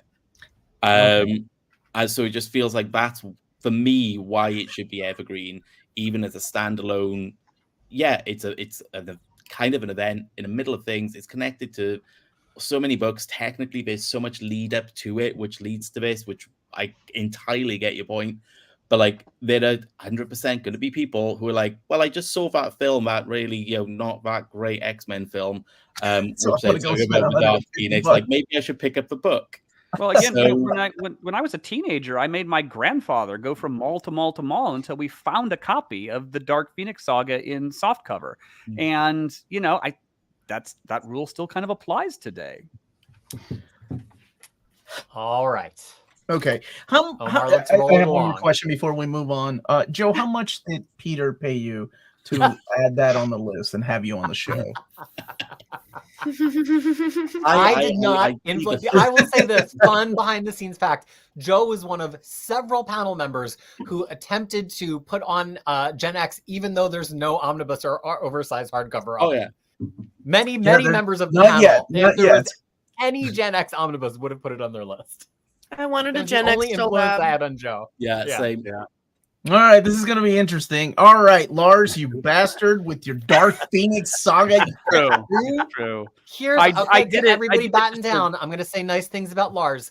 Wolverine Volume 1 was my number 4 pick. I struggled so much if I should pick that or Age of Apocalypse. I think Wolverine number 1 is actually the same as the Dark Phoenix Saga. It's all the good stuff that everybody heard about with Wolverine. It's kind of weird because it's still got a volume 1, but it's a lot of picky choosy stuff, right? It's like the Mariko Japan stuff. It's his Frank Miller limited series. It's Wolverine and Spider-Man one shot, but it's all of the key moments that develop Wolverine into the character that everybody knows Wolverine as. And I just think that like there's a lot of good Wolverine stories. There's a lot of Wolverine books that maybe are even better books, but this is the Bible of why Wolverine is the cultural phenomenon that Wolverine is. And you don't have to like and I didn't even mention Weapon X yet. You don't even have to like every issue inside of it, but this is the guidebook, the source book, the style guide of Logan is cool. Yeah, like I say, I looked at the other Wolverine because, like I said, we have to have a Wolverine on here. We just do. I looked at the other ones, and I'm like, it's hard to avoid swinging back to this one. No, it's not my favorite one. I'm with Peter, but it is the right choice for Wolverine. Like it's got the most recognizable stories. If we're gonna go to that Dark Phoenix argument, yeah. So I don't have any issue. Max, you've been really quiet, buddy. What about you? Do you have any issue with anything that we have said so far? Like, do you think issues with the Dark Phoenix Saga? Well, I like all these books, and that's kind of an issue. That's a problem, Max. I do find it interesting that, especially, I think Joe likes it as well. I'm not sure about Lars, but Jess and I really like New X-Men, and it's also one of the first things we read when it comes to X-Men. So we didn't really dive in with the deep history being baggage. So that I didn't pick up on anything that would be described as character assassination because I wasn't that familiar with the characters. As I'm assuming it's the same for Jess. Okay. I will quickly add that New X-Men is far from the first X-Men I read. However, I sort of recall what came before it. Just kind of, I hadn't been engaged with X-Men for a while. I mean, it hadn't really done it for me. And New X-Men just kind of applied the paddles to it, and I found myself enjoying going back to the comics bookstore, every time for a New X-Men issue, where I hadn't really been enjoying X-Men prior to that a lot. Yeah, you heard here first. Lars enjoys a good paddling. It's true. I feel like the thing Peter, we've got our schedule on Google Calendar, right? Okay. Yeah, it's all watched out. The Norwegian paddler. This is also the storyline that brought me back to comics. Even though why it was bringing me back, I just kept getting madder and madder with the way some of the characters were portrayed, and then we got Astonishing X-Men, and that's what kept me reading comics. I mean, honestly, you already know my votes. I'm okay with 3 of these, and Dark Phoenix has to go. That's just me, though. I feel like with New X-Men, it's one of those things where all of the new concepts that Grant Morrison made, like all of the new characters, like Jumbo Carnation is great, right? You have Kid Omega, he's great. All of the new additions are good. I feel like I disagree with a lot of what they did with the existing characters. I agree with that. Omar, you saying. don't get Wolverine and the X-Men if Grant Morrison doesn't write new X-Men. Oh, don't get me started on Attack on Weapon crap, because that is the only way I can call that story. I hate that story so much. That's one of my least favorite. Even Omar knows it. Attack on Weapon crap. Oh, I hated that story. I'm actually going to go the opposite way of what Peter was talking about earlier, and I'm gonna get 6 claws punched into my chest. I think Wolverine Omnibus Volume 1 should be on here. This is an X-Men Evergreen list. This is not a Logan, Laura, whatever Evergreen list. If people are going to get the full X-Men experience, I would rather have it as a team. And there are fantastic stories in this omnibus, but don't get me wrong. I just think that if we're calling this an actual X-Men thing, if we should apply it to X-Men, it should not be for a singular character that could stand out alone versus the rest. And I think with that, I can't go in support of Wolverine Volume 1. I will say this, Dom. When you think, if you close your eyes and you think of the movie franchise, who is the one character they keep bringing back to represent the X-Men in every goddamn movie, including the new Deadpool movie? Who is that? It's not Ryan Reynolds, and it's not Duke. So there is a reason why Wolverine. That he represents the X-Men to a lot of people. I don't know. That's what what Dom might be swaying me here, even after my amazing. Peter, I need you to be quiet right now. No, man.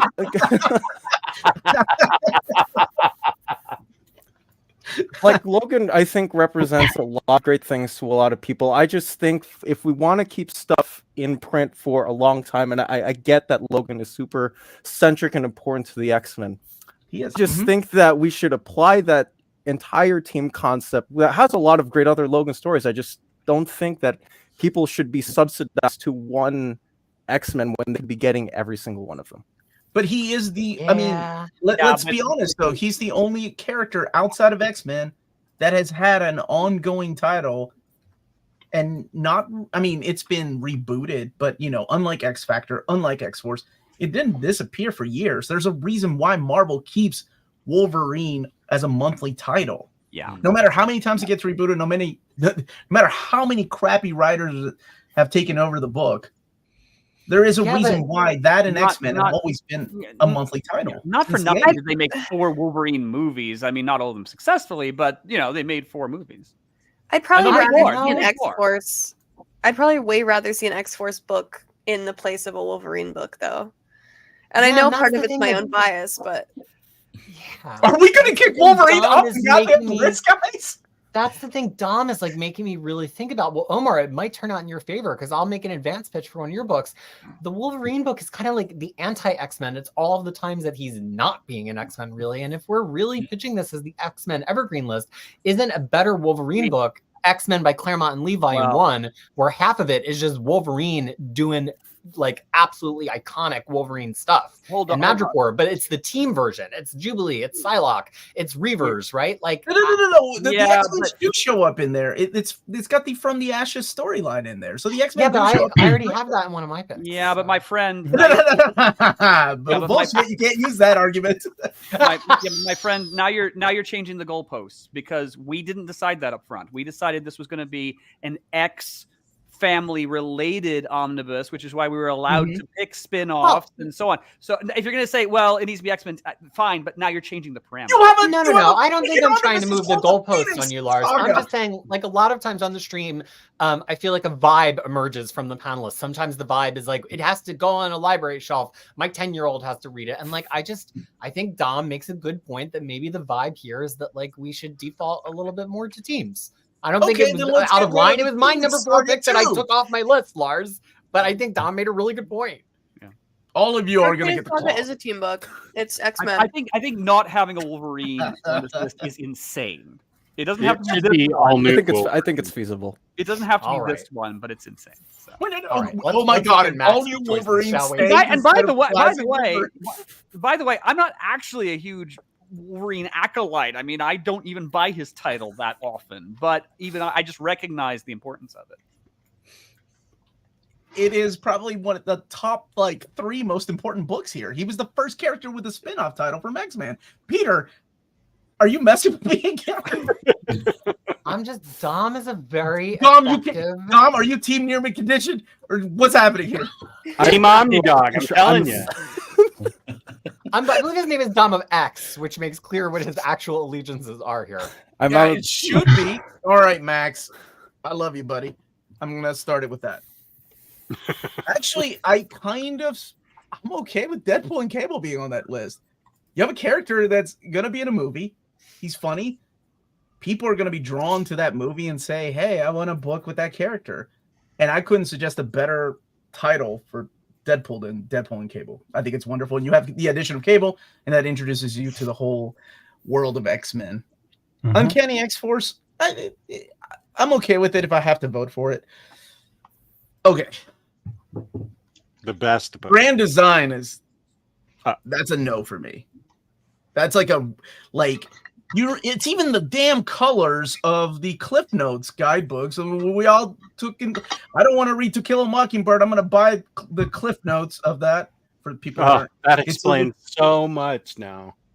It's the Wikipedia of the 80s and 90s, by the way, for people that are too young to remember what Cliff Notes are. It was even yellow and black. Also, it's not even a correct Wikipedia, right? Because I'm not to spoil it, but it's not actually a Wikipedia of Claremont's run. It is something different. I mean, if I wanted to read substandard comics by make pretend people, I could go read any kind of web comic to get what I would get from Ed Piscor. I mean, Ed Piscor.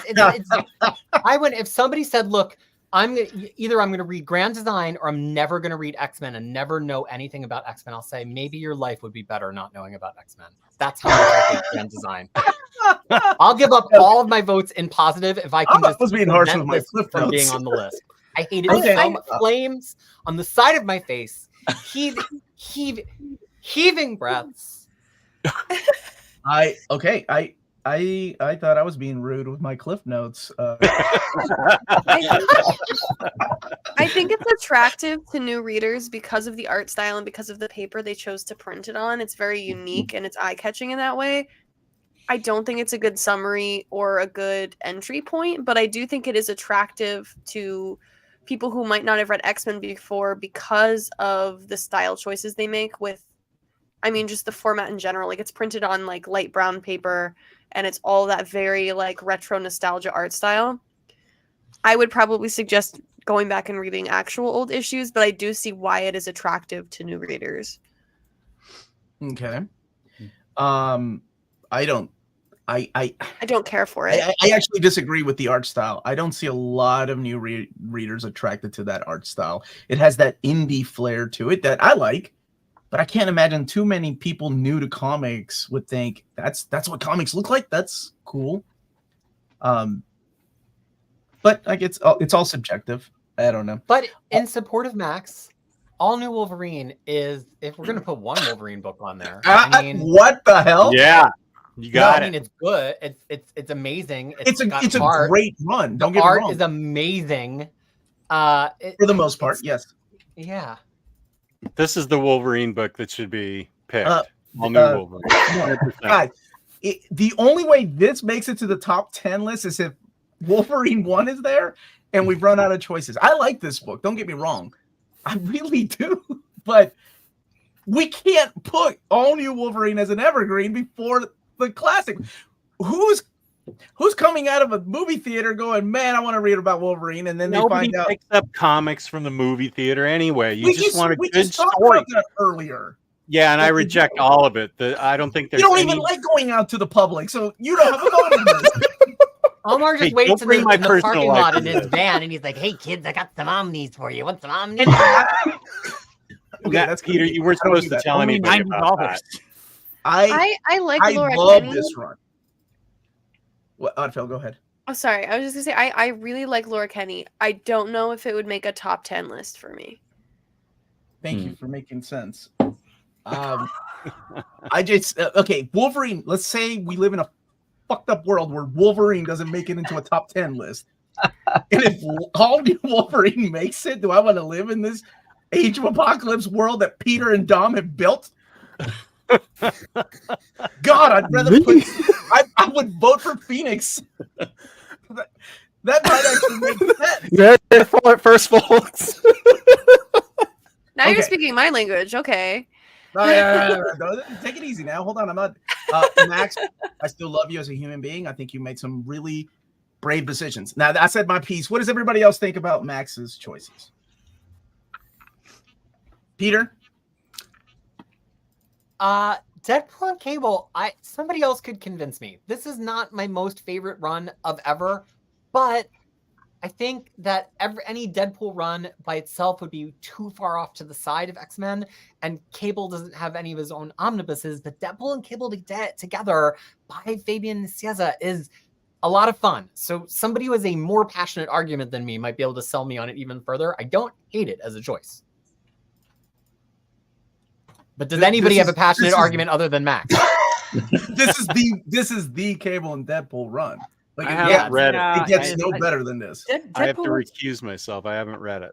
Deadpool has such an odd relationship with the X-Men because, I think they constantly associate Wolverine as being part of the X-Men. But, and I'm not saying it was wrong of you to pick this, but on an X-Family list, Deadpool, it's a bit off to the side. By the way, Uncanny X-Force, Remender writes some of the best Deadpool ever. Right, the book right next to it. I would have to agree with that because my controversial opinion would be, I actually don't like Deadpool as a character.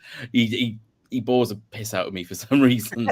But Rick Remender's version of Deadpool is actually quite fun, and I was like, I'm enjoying this character, which is quite amazing. As such, I would have to say, but I don't know that I could agree with Deadpool and Cable just because of how much I hate Deadpool and, frankly, how much I hate Black Panther.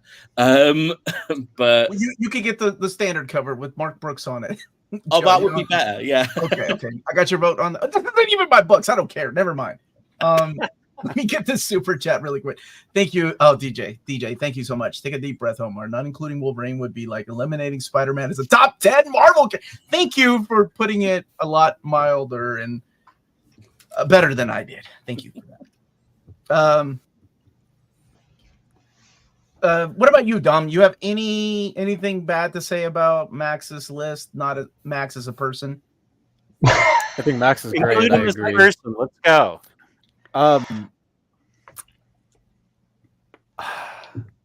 don't know if I like the inclusion of X-Men Grand Design on here. It just feels too weird and out of place, especially when there are so many other better choices for any newbie and veteran reader to get as in continually stock and print. I don't really hate the Deadpool and Cable inclusion. I don't love it either, so I don't really have any opinions on that.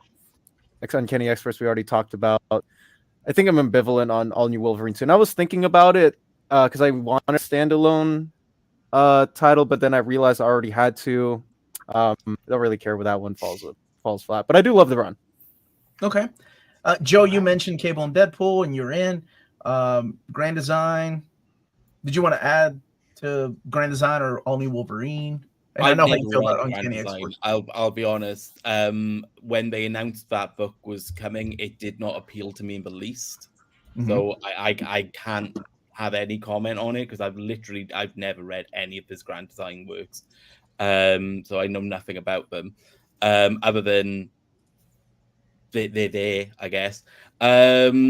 Deadpool and Cable, I think I've made pretty clear. Uncanny X-Force, we've talked about before. Like, I love that run. I don't know if it's an evergreen book. I would love for All New Wolverine to be on there, if only because I prefer Laura Kinney to Logan. And I thought that run on a Wolverine book, which presented a Wolverine who was going at challenges in a different way to Logan, was fascinating to me. But yeah, I don't know. I can see what everyone's saying about, no, if we're gonna have a Wolverine book on the list, it's gonna have to be Wolverine. Not everyone is saying that. The majority saying that, Joe. The majority saying that. But go ahead. We'll see. Peter, you had your chance. You get super chat. This is so much fun for me. I'm glad you're having fun, Nick. I'm gonna have a freaking another beer, but thank you for being here, Nick. Max, Kenny, thank you, Kenny. Omar, great X list. Thank you, my buddy. Love the new Superman Omnibus coming. Oh yeah. We were joking about checking on you to make sure you were okay. Then pass out from all those announcements. I can attest to that. Max, okay. I like how Omar keeps throwing in what a good human being you are. The idea is, well, your choices suck, but you don't strike the penguin that I'm aware of. So, it's great. I've picked up on that, yeah. Okay. Anybody want to add anything to Max's choices? Omnidog. I definitely love All New Wolverine as a choice. Way better than Logan. I 100% back Max up here. Haven't read Deadpool and Cable. Love Uncanny X-Force. And I loved reading Grand Design. I thought it was well done, but I'm not sure that's an evergreen title. I feel like Ed Piskor wrote it well, and the art is fine. I'm not sure this is one of the books that should be evergreen that I would recommend everybody read, though. Okay. Excuse me, my landscaper just walked through the basement and is making noise. I'm going to have to do something about her salary. You have a landscaper, of course. Your landscaper? It's my wife. My God. Are you landed gentry or? Shh. Cut your salary in half, woman. All right. Oddfellows picks. All right. I absolutely love your edition of X Factor Volume 2. Yes, agreed. Damn, that's a good edition. Yes. That was in my top 10, and it was really difficult to take out. I hate AVX. It's a bad story. But honestly, I'm okay with keeping it in an evergreen list because it's got some beautiful artwork. Plus, it's Avengers versus X-Men. Who doesn't want to read that? Like, that's a brain, like, no-brainer. Keep it in print. Inferno. I love Inferno. And your cover's beautiful. Both of you. I just think that it's also very... It's the payoff to the buildup of years of X-Men. And I don't know if that's a good event. I think AVX is a better event for as much as I don't like it. It's fun, and it's got beautiful artwork. Shut up, Peter. You'll have your chance. I see your face. And you already know how I feel about the Phoenix Saga. Yeah. That's all I got to say. Well, God bless you. It's great. I feel like AVX is very contentious, but at the end of the day, like, it was a massive event for Marvel. Whether I like parts of it or hate parts of it, it still is a massive event and one of the more modern events. Because not many of us put fairly new books outside of Hoxpox. So this is also one of the newer X books. Yeah. No, and it's I mean that's honestly a good choice. I'm not gonna lie. Sorry. Oh no, go ahead, Lars. X Factor by Peter David. Yeah, I'm glad you made that addition. Avengers versus X-Men. I'm happy to go along with it. It has a couple of detriments. For one thing, it's one of those weird stories where, to my mind, the Avengers are right and the X-Men are wrong, because the X-Men are willing to threaten the safety of the entire freaking planet, which is not what heroes are supposed to do. The other odd thing is it sort of does beg you to keep reading and that's into an era that I personally like it, but a lot of people don't. The Bendis era isn't much in print. Some people don't like it, so like it kind of begs a follow up, but a lot of people wouldn't recommend the follow up. I'm with you. I also like the Bendis run, so I'm like it leads into a run that I enjoy. Yeah. The only one I have any real issue with on this list is AVX, for kind of the same reasons that we've said. Like, it's got good issues and it's got very, very, very bad issues in it. It was that thing where it was like such a mixed creative team doing it, and obviously different writers were all involved in the actual core event itself. And like, there's hugely strong issues. Like, if I remember correctly, like I think it's like issue 3 of the main event is scripted by Hickman, and it's brilliant. It's an absolutely brilliant issue. And then it's immediately followed up by, I can't even remember who wrote it, but just an issue which is just nowhere near as good. And it's kind of got that kind of vibe going through it as a result. As for character assassinations, I would argue that the character assassination here is the Phoenix gets character assassinated here, but it is a purely destructive force, and that's how they're treating it. And that's, for me, why the Avengers are wrong and the X-Men were right, because they know that Phoenix can be more than destructive. But it is Avengers versus X-Men.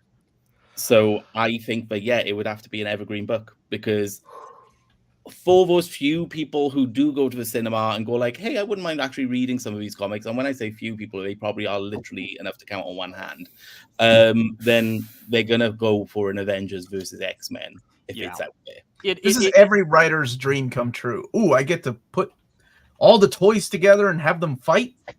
Exactly. Let's do it. Yeah. And it is. Yeah. It's a very obvious one that people are drawn toward. I say that in a world where, Batman versus Superman sucked to high heaven. But this one, yes, it's an obvious pick.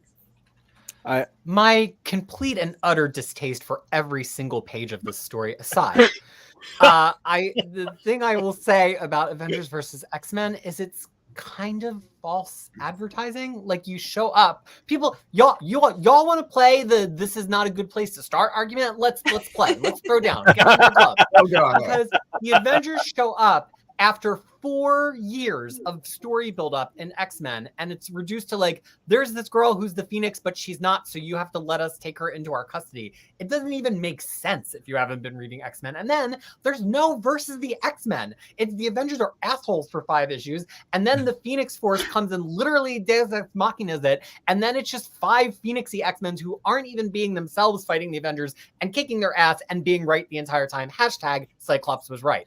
So there's no story. There's no X-Men. There's no X-Men. It's just like a totally random series of events that make no sense, whether you've been reading the X-Men books or not. They had a whole series called AVX. I can't believe I'm defending this book. I hate this story with a passion. Oh, yeah, no. But they did have a whole 6-issue miniseries called AVX, where it was like, if you played video games, it was like a dream come true. Oh man, it's Rogue versus Hulk. Then let's put X-Men versus Capcom on our top 10 evergreen list, because that's better than this. Better story. Well, and here's the thing, though, right? Because like I like the things that came out of AVX, but I don't like AVX, to be on record. Besides the cool Phoenix 5 outfits.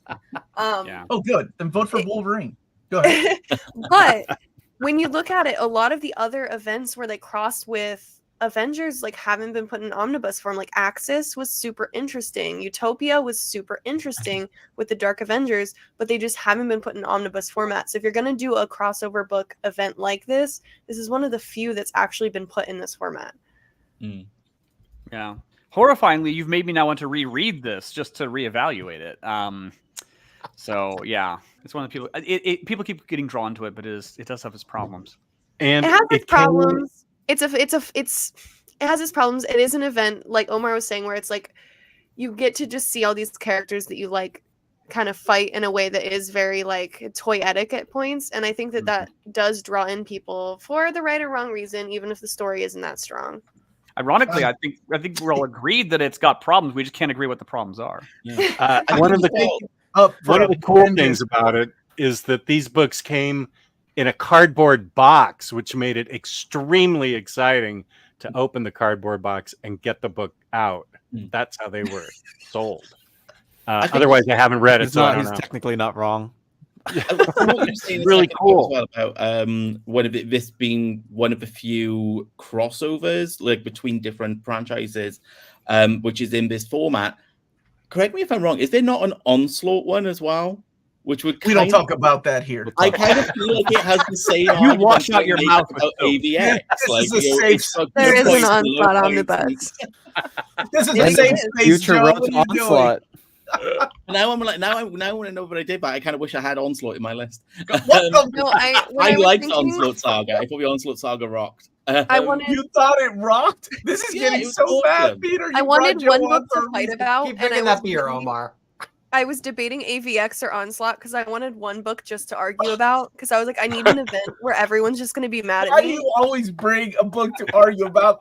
Oddfell? It's fun. You already have Phoenix on there. What He is wrong knows how to with you? play the game. I'm like, Okay, had I but known there'd be now no that I've come Excalibur, out- maybe I would have picked a safe choice. But I do like a good book that makes us all You talk. just like to argue. You like to argue. I do. Okay, I like that. Okay. Actually, can I argue? Yeah. Yeah, go ahead, Dom. I like the cover. Fantastic cosplay. I just can't support Inferno for just being thrown into the winds for a not random, but a built to Claremont event that we're just being dropped into. Again, like if we're gonna talk about new reader friendly, I doubt that if we're gonna go by the playbook that everyone has set up here, how many people know that Jean Grey has a clone? How many people know that Scott Summers has a long lost brother? How many people know all of that background stuff, right? So I personally don't get it, and I wouldn't have it on a top 10 list or even top 20. I don't think it made it on my Excel sheet, but I don't know. Inferno just feels weird for me. Well, on the counterpoint though is if you're looking at most of these books, with the exceptions of maybe some that are number ones, right? Like, let's just use the Dark Phoenix saga. Like, how many people knew who even the Phoenix was? It's not like the easiest entry point. She's in the middle of like the Hellfire Club getting manipulated by. And I'm not saying you're voting for this. I'm just using that as an example. But in those days, the comics were written to guide you in and explain to bring you up to date. They were. But so was Inferno. Inferno was like, oh, yeah. there's my brother Alex who has the narration box, these powers that are very similar to, you know what I'm saying? Like Claremont and Louise Simonson wrote those stories too. I mean, that is the same argument. I would say the only thing about Inferno would be stronger if it was from the same creative team, because like I like the Claremont team, I like the Simonson team, but they have different tones, and the switch back and forth is a bit much for me. I think it also I'll just say depends. this. Oh, go ahead. Oh, sorry. Go ahead. Go ahead. I was just going to say, I don't know that you need to read 50 issues of Scott Summers waffling on who he's going to commit adultery with to understand the concept of. You just Inferno. hashtag Cyclops was right. Cyclops is right much later. But This is how people I get think- canceled, Peter. I think that one issue of Madeline in the Outback where she has the dream and Jean is it Jean that has the dream? Now I'm not even sure which one. X-Men 97. Maddie my has head like turned the around. Phoenix dream when she's Yeah, in don't jail. know, Where she like takes her their pieces. features off of Yeah, her. her I'm like, pieces that off. tells you all you need to know. That's Maddie. Claremont knew, because Claremont knew that people were just going to pick it up and be like, "Oh, what's this? What's this?" So I'm not saying I'm voting for it or not, but I do think actually, if you just start reading the Inferno Omnibus from page 1, it actually kind of just tells you what you need to know. Like everybody thinks the X-Men are dead. There's 2 redheads. Like that concept locked. Well, and to jump off of that in 2 slightly metagamey ways, if you consider the fact that not only is the Phoenix Omnibus a contender here, but also Uncanny Volume 3, that would be the lead up to this. They would all be in print.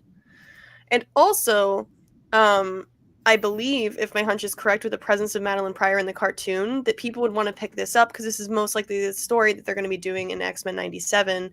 So more people will be more people will be familiar with the concept of Madeline Pryor, this whole story, what's going to happen. Because if I had my hunches, it will be more of a mainstream story. Yeah. Point of clarification, Oddfell, is this the X-Men Inferno Omnibus? Yes. Okay. Well, I'm just going to point out that like we keep talking about the story of Inferno. Now, in fact, this omnibus is full of tons of other stuff. It's got Power Pack. It's got Fantastic Four. It's got Spider-Man. It's got Daredevil. It's got Cloak and Dagger. I do think one of the problems with someone buying this is, oh, you're interested in Inferno. Here's a whole bunch of other stuff, which we're going to overcharge you, $75 for. But Didn't that's you do okay. a crossovers it's Omni, okay. or is it all in one? It's an Now all it's in an- one. It's all in one. I think this is all in one. Yeah, it is an all in one. It's all the side titles as well. I don't see a problem with that. We were I think crossovers events that's the reason why we have them. Like to go and explore I other think the characters. audience is split between the people who want everything and the people, like myself, who are like, I really don't care about all these side titles. They're barely relevant. They're by different creative teams, and I'm being overcharged. I have a legit question here, and I'm not choosing to attack Peter, so that's how you know it's legit. Do you have to read, because I haven't read Inferno yet, do you have to read prologue to Inferno, the book? No, you Inferno really don't. prologue has very No. little, if anything, No. to do. Okay, that was just branding. No, you don't have to read that, but you have to read Wolverine Omnibus Volume 1. Anybody No, else I have don't. any issues with Oddfell's picks? I don't think we've said enough we won't read positive X Factor. things about X Factor yet. I mean, talk about a run God. that is absolutely a mutant run, unmistakably. It's X-Men, even though it's not branded X-Men. It's got tons of familiar and X-Men characters in it from all different parts of the franchise, right? It's not any one group. But it's still recognizably mutant, but it's something so conceptually different. And there's so few X-Men books that go so far off to the side of kind of the main spandex route and do it successfully, do it with great art, and do it in a long run that's immensely satisfying. A lot of those books get cut off after 12 issues. This has a huge hunk of really, really satisfying, don't miss stories. And you don't really need to know anything going into it, and you don't really need to know anything coming out of it. It can just be satisfying to read on its own, because Peter David kind of redefines who each of these characters is and will be in the run right from the first issue, especially for Richter. So like, yeah, you can make the argument of like, oh, this is more fun if you've read House of M, but it really is just, it's almost like the Gotham Central of X-Men. Mm-hmm. And it's got one of the biggest cliffhangers of any omnibus out there that will make you and go and pick up a volume 3 because it is that good. Onslaught was my first Omni, and it is amazing.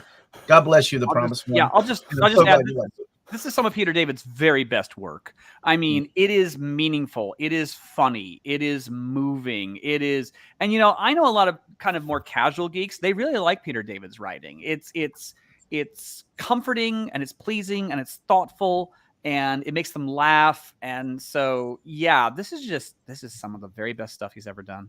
Yeah, and the art's great. I love the art.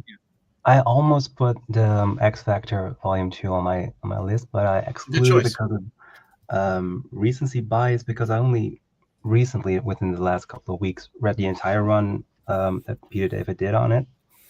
So I'm still very hyped about it, but it's recency bias. So I really and was love it that new reader friendly, Max?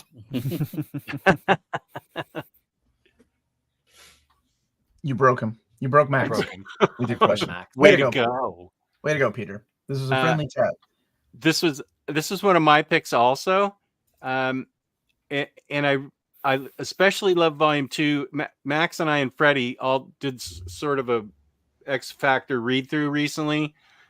The problem with number 3 is that it gets all eventy. There's a lot of events that go on in Volume 3. That's not which I do, what I do with X-Men all the time, and just say, okay, that happened, and go on. But that doesn't happen in Volume 2. That does. It kicks off with House of M. I know, but I'm talking about Volume 3 having Utopia, a bunch of other crossover things happening, but this just starts with House of M, and that's it. I don't remember there being a bunch of different events. There was a Messiah Complex. Yeah, Messiah Complex. Messiah Complex was huge in this. Well, remember what happens to Jamie and Layla? Yeah, you're right. That's true. I feel like Peter does a fairly good job of keeping you up to date of what's going on and explaining things. I mean, there's the bit in here where, like, Banshee has gone off and died in another book, and how does it? And the X-Men just show up and go, Teresa, your father has died. Spoilers. Spoilers. I think it's more explained than not. Yeah. Okay. But you're At this right. point, No, we can assume every X-Men has It does died. get a little jumbled. It does get a little jumbled. Does anybody have anything negative to say about any of these books? Not Nope, go on. praises. Oh, I don't all like these Avengers Let's vs. roll X-Men at all. friend. What'd you say, Max? I said I didn't like Avengers vs. X-Men at all, so that's the No, only it's awful. thing It's awful. negative. I'm not sure really many of on us the fence actively about like the Dark it. Phoenix one because it's been. I mean, this is kind of a non-argument, but it's been done so many times that I don't like the idea of people going to X-Men and just associating that story with it because it's an alright story, but there's a lot of great other stories. You know, if you want to read X-Men, there's a lot of other things you can read than a BDSM party. Oh, Not according to Claremont. Well, I mean, he has But his yes. fetishes that project onto pretty much all He the stories. awakened things in me. I was okay with those parties. Let's skip Omnidog and go right to Omar's What picks. the hell? I didn't. Okay. The only issue I have with your picks, honestly, Jess, is the ecstatics. Yeah. I like it. I think it's good. I don't think it's worthy of being in the top 10. I think it's groundbreaking. I think it's funny, and it starts off funny, but this is another one that kind of dies off after a while. Like the gimmick dies off after a while. And it's not for everybody. It's not accessible for everybody. Like, even though you don't need to know any history of the characters, the jokes aren't for everybody, right? I mean, keep in mind, this is Peter Milligan. He wanted to use real Princess Di right after he died as one of his characters that he resurrected. That joke doesn't land that well with a lot of people. Not just Princess Di fans. I'm just... Yeah. It's that type of humor that you're going to find in here, and I'm not sure if it's for everybody. I like it. I think it's funny. It's a big book too. You don't, and I do like the fact that you don't need to read anything before it because those characters are just missing from the very beginning.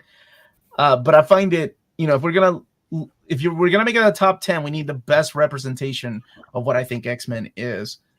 I think the other three choices are better. That's just my take. What does everybody else think? I tend to agree with what you're saying. I love Ecstatics. I think I read it twice, beginning to end. I mean, it was that good.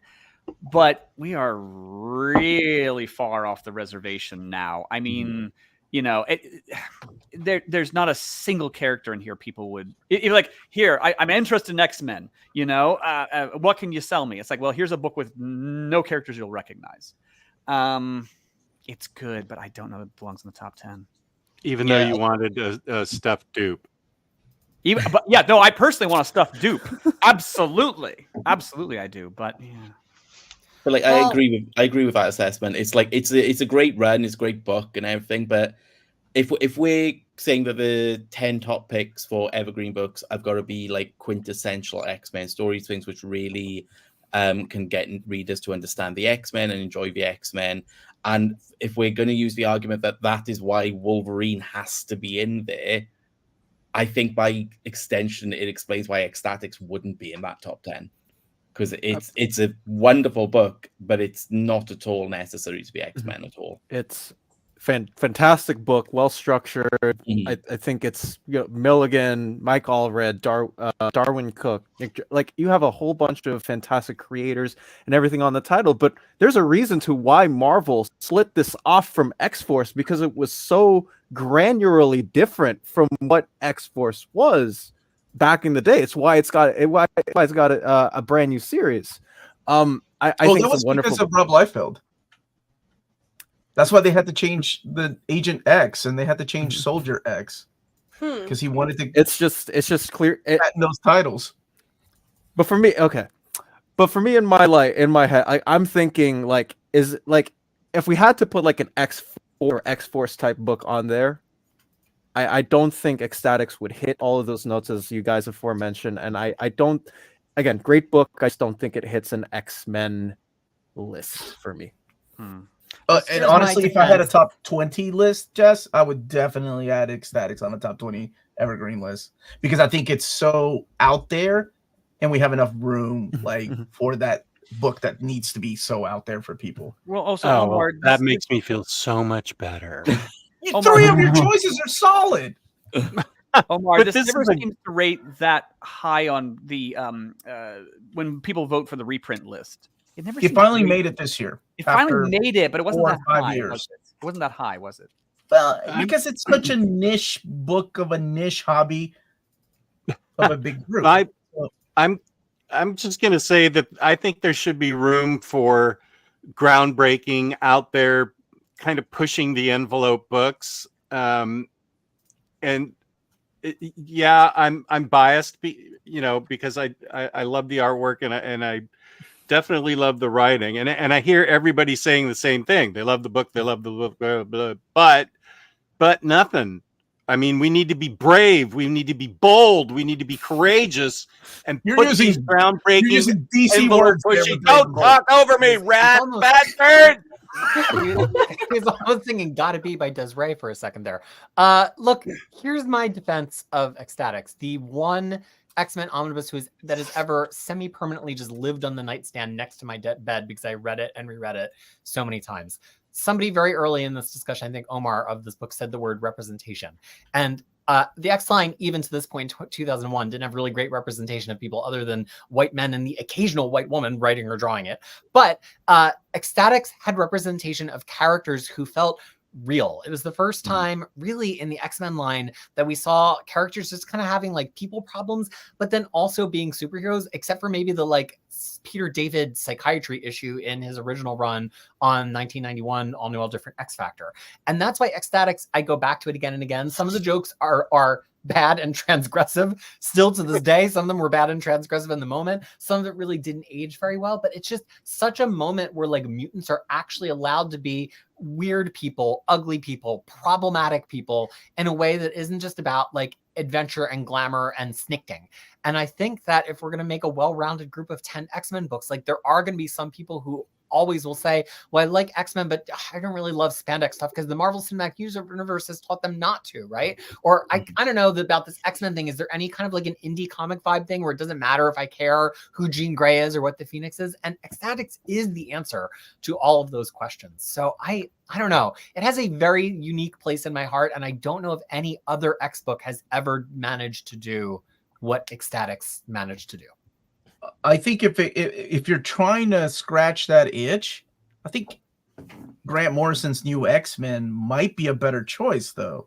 I'm like I said, I'm not the biggest fan of that either. I actually like Ecstatics more, but if you're trying to scratch the itch of like everything you said about Ecstatics, I think that does it in a more approachable and recognizable as far as like the characters are concerned. Jess mentioned being brave and the bold. Well, yeah, DC, but I thought, I mean, I'm sure that was the argument when it came to Watchmen, right? Like Watchmen, let's keep it in print always.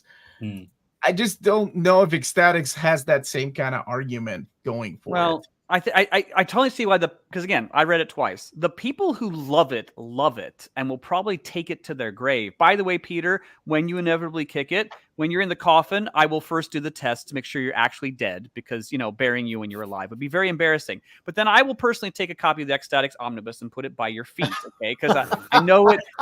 I know it means that much to you, and I would want you to have it. But I think an awful lot of people on an evergreen list will look at this and go, "What the hell is this?" and struggle with it from there. I guess and I mean, not to be too controversial, and I know we have to move on, but to me, if there's not a what the hell is this book on an X-Men list, then is it an X-Men list? Like, if we're just going to pick a bunch of pretty people in the recognizable spandex, like, is that even what X-Men is about? To me, like Ecstatics, X Factor, New Mutants, these three books are like about the deep weirdness and alienation. That's why I'm X-Men okay with those other to. choices. I think New Mutants and X Factor. Okay, but I'm saying I think New Mutants does that, right? That doesn't look like your stereotypical X-Men team right there. You have a werewolf. What is that lady wearing in the front there? And of course, I know who these characters are. I'm just seeing it from a perspective of somebody that has never read X-Men. Okay. Anybody else have issues with anything on this list? Otfel, Max? I like all 4 on this list. I think for me, what it's going to come down to is seeing, because of all of our overlaps, seeing how many books we actually have to cut. Because as Peter was saying, I do like Ecstatics. It fills that void because there are other weird books in X-Men like this that maybe do get more shine, but they're not collected like this. So I do think, like, depending on how much we do have to trim off the sides, like, seeing a book like this would be neat. So I'm in support of all 4 right now. Okay. Peter is going to let us know after I go how many books we have in total and how many we have to trim. I actually like 3 of the choices. I think they're strong choices. And I'm so glad somebody brought up X Factor. I was hoping somebody would bring in Excalibur to throw off, but I don't think anybody really liked Excalibur that much. I mean, I do, but I wimped out. Oh no, I like. Sorry, we're talking about I like Excalibur better than New Mutants, frankly. But again, it's not really representative of X-Men. And some people don't like comedy. I love it. I absolutely adore it, but some people don't like it. I like it better than the majority of the books on this list. Well, I'm kind of with you, frankly, but yeah. Okay, so like I said, I went with Uncanny 1, which has been reprinted several times. I've gave my argument for that before. Wolverine, which is Peter said, the Bible of all, I would say honestly, of the standalone ongoing series. He was the first and still at it. Astonishing X-Men, which we've talked about in the past, and I went with the best-selling X-Men Omnibus to this day, with X-Men by Claremont and Lee. Those names alone, I think, would definitely sell that book. Thoughts? Prayers? Who wants to go first? Go ahead. I just like that you keep adding that it's the best-selling omnibus. That's as if that's going to. Well, I feel like that's really important when we're talking about Evergreen. Mm-hmm.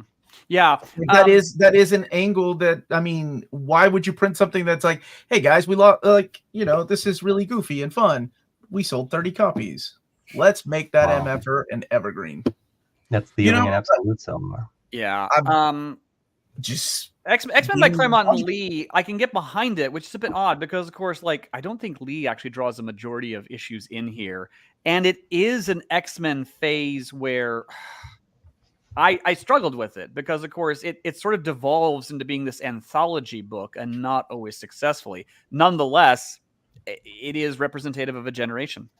It is. These are incredibly safe choices, which tells me Omar has given up. No, not at all. I went against my favorite books. I would have gone with Uncanny 3, but I think the better choice was Uncanny 1. I would have gone with Wolverine 3, but the obvious choice is Wolverine 1. Yes, so they're safe. Astonishing, I think, would have made my list because it is a book I love and I think it sold well. X-Men by Claremont and Lee probably would have put a volume 2, but I know volume 1 sold better, a lot better than volume 2.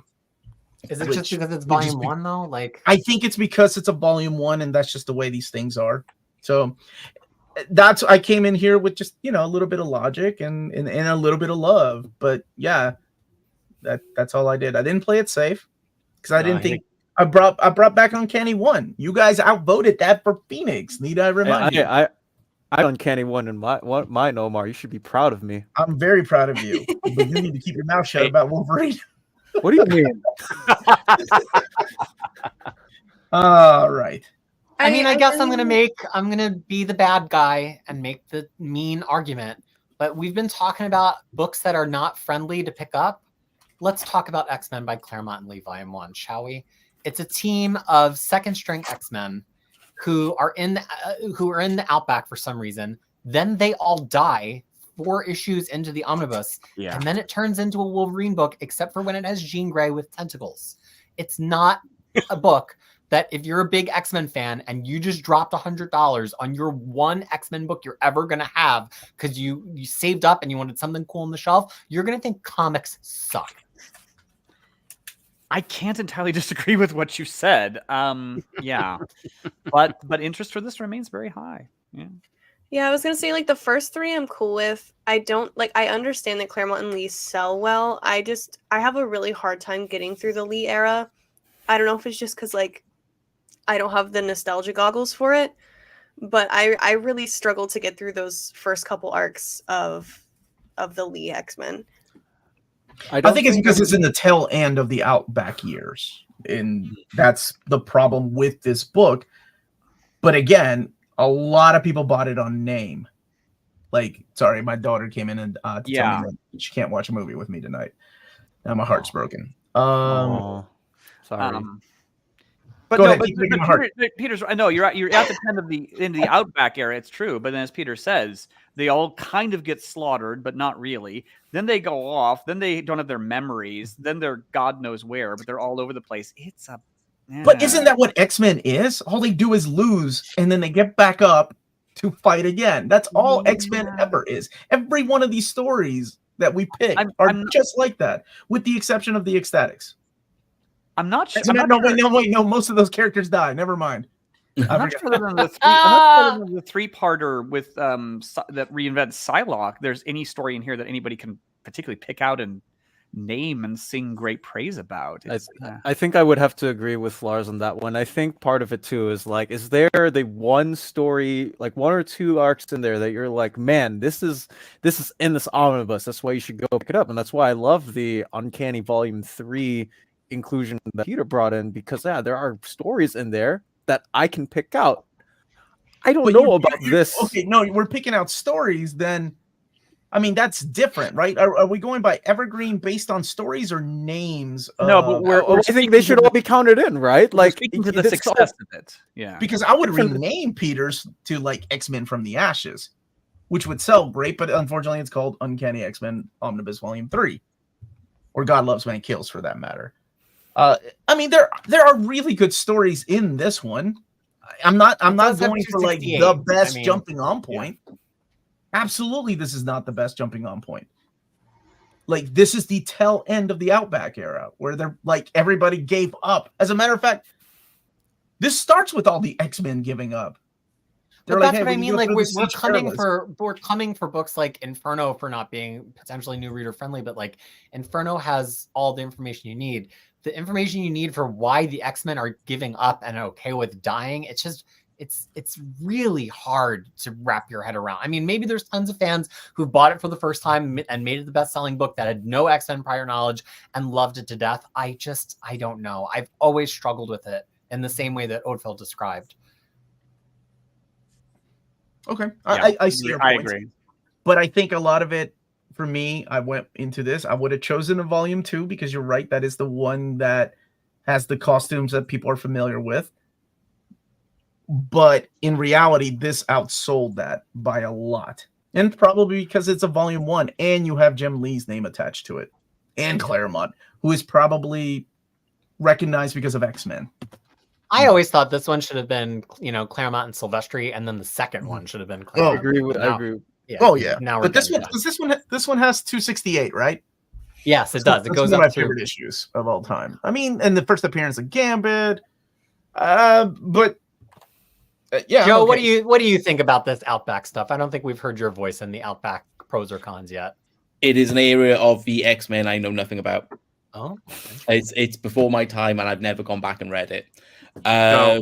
It's I started reading the X-Men in the 90s after loving the cartoon, and so like I'm very much a fan of the Claremont Lee era, but like from that sort of that big X-Men issue 1, so I'm not really familiar with what the content of this one. I think there's you mentioned the Psylocke stories in there. Is that the whole Acts deal of Vengeance? Yeah, is that the whole deal where it's Psylocke in Japan and she gets the Hander involved? Yeah, she becomes Asian. Okay, yeah, that's that one I knew. Like that, I think I've read that particular story arc. It was collected in a separate British comic collection here. So like that, from what you're describing, that's probably the only story arc I'm familiar with out of that particular collection. So I kind of feel like it's not an era I would want to comfortably rate in it. So I don't feel I can really say anything. And obviously the other three I think are solid picks. Like Giant Size X-Men, I think obviously would be something which should be an essential read. So yeah, I kind of for all of them, but as for like the Claremont and Lee Volume 1, I would also be inclined to go with Volume 2 because that's more the area that I started reading X-Men, so at least I'm familiar with that.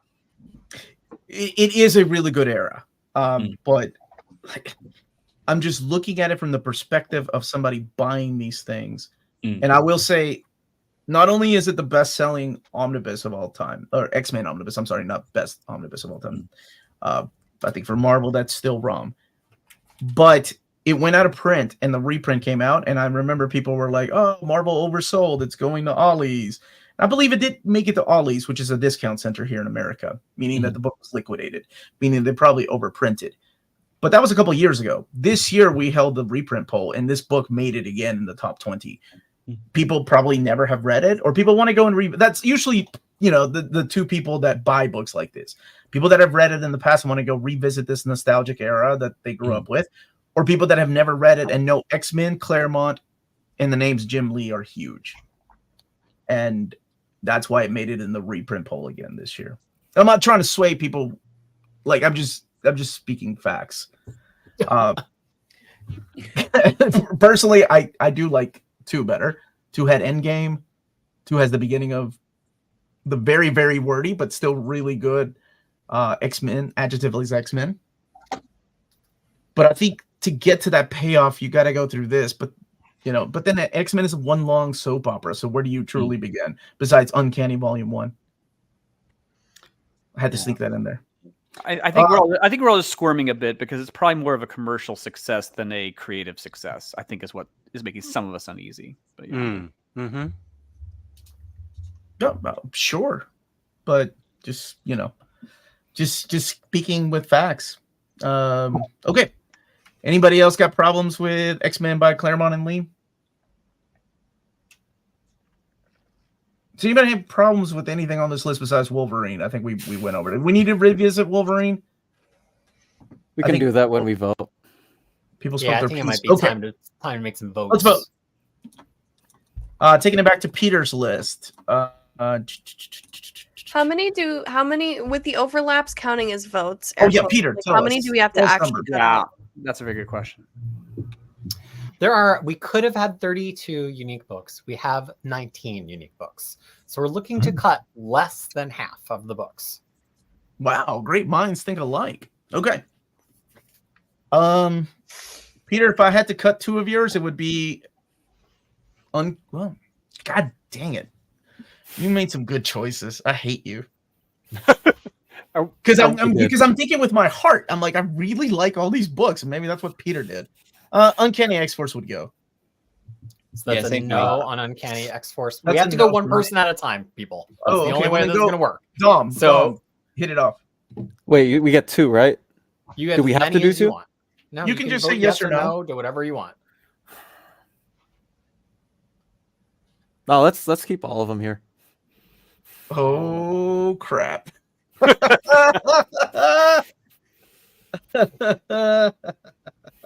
Okay. What about you, Joe? The only one I drop is Uncanny X-Force. Okay, so that's 3 more votes for all your other 3, Peter. Lars? No to X-Force, but yes to everything else. Oh man, this is tough. Okay. I don't like that Peter's going first. I think he did something smart. That was really smart going first because people are like, wait, how many votes do I have left? Max, what about you, buddy? I wouldn't pick Age of Apocalypse, but I would pick the other 3. Okay. Did you get that, Peter? He is a no on Age of Apocalypse and a yes to the other 3. Okay. I'm going to say no to X-Force. Oh my gosh. Omar's sweating, man.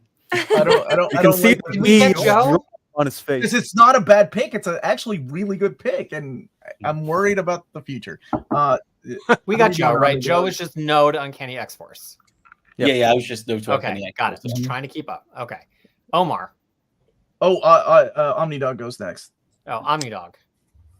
No to Age of Apocalypse, yes to the other 3.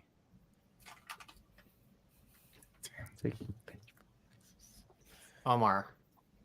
Oh God. All 4 solid choices, but okay, no to Uncanny X-Force. Damn it. I'm gonna say maybe to Age of. Can I say maybe to Age of Apocalypse? Yeah, we can right do now? maybes and come back. Okay, I'm gonna do maybe to Age of Apocalypse. It depends on how much we got, because I think your 2 other books are in. Volume 3. Yeah, I mean we have to trim the fat. Then out of those 4, I think the Uncanny X-Force would be my vote for to go, but maybe Age. Okay. So that's a yes on Uncanny 3 and Claremont Lee 2. Oh yeah. I hate you. Okay, let's move on to Dom. All right. Dom's choices are this. So Peter, what are your votes? Oh, I'm abstaining for the moment on Astonishing X-Men. I am a no on New Mutants. I am a no on New X-Men. And I am a no on Uncanny X-Men Volume 1. Sorry, Dom. My Wow. It's like the Valentine's Day Massacre. All Damn. I thought Dom came in with fire. What? Okay. It's just 1 out of 7 panelists, to be fair, Omar. Although that could change in like the span of 2 minutes. Just remember that when Wolverine comes up, Dom. Well, it started out. Joe, It started out with just one senator who stabbed Caesar, and it just went downhill from there. That's so. very true. Okay, who's next? Joe, what do you got, buddy?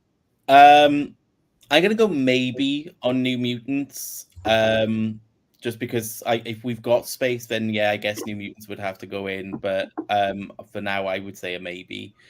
The rest, though, yeah, they should be in. They should be in there. Okay. Lars. No to Astonishing. Yes to everything else. Wow. Okay. Max. Peter, you okay with the time I'm giving them to vote? Yeah, I'll tell you if I get lost. Okay. I know you're doing a lot of work. Max. I'm on the fence, so it's a maybe for me for New Mutants, and yes on the other 3. All right, give me a moment. Got it. Okay. Oddfell, what about you? I'm gonna do a maybe on New X-Men and a maybe on Uncanny 1. Okay. And everything else is yes, or Everything else is yes. Okay. Did you get that, Peter? Yes on New Just a Mutants and yes moment. on Astonishing. Okay. And a maybe on the 2 others. Okay. Omnidog. No to Uncanny Volume 1 and yes to the other 3.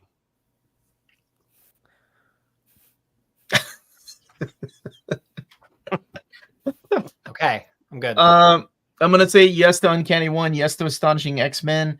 I want to say yes to New X-Men, but I'm gonna save my vote for something just in case. So I'm gonna say maybe, and a maybe on New Mutants. That's another one that I'll probably say yes to if we come back to it. So maybe on New Mutants and New X-Men, and yes on the Astonishing and Uncanny. Okay. So Thank you. I'm glad it didn't get stabbed like Caesar did in 44 BCE. no, that's Peter. Peter. Yeah, Peter is Brutus. Brutus. Yes. You only got lightly maimed. That's okay. We've known each other for 5 years. I'll allow it. Okay. Joe. Peter.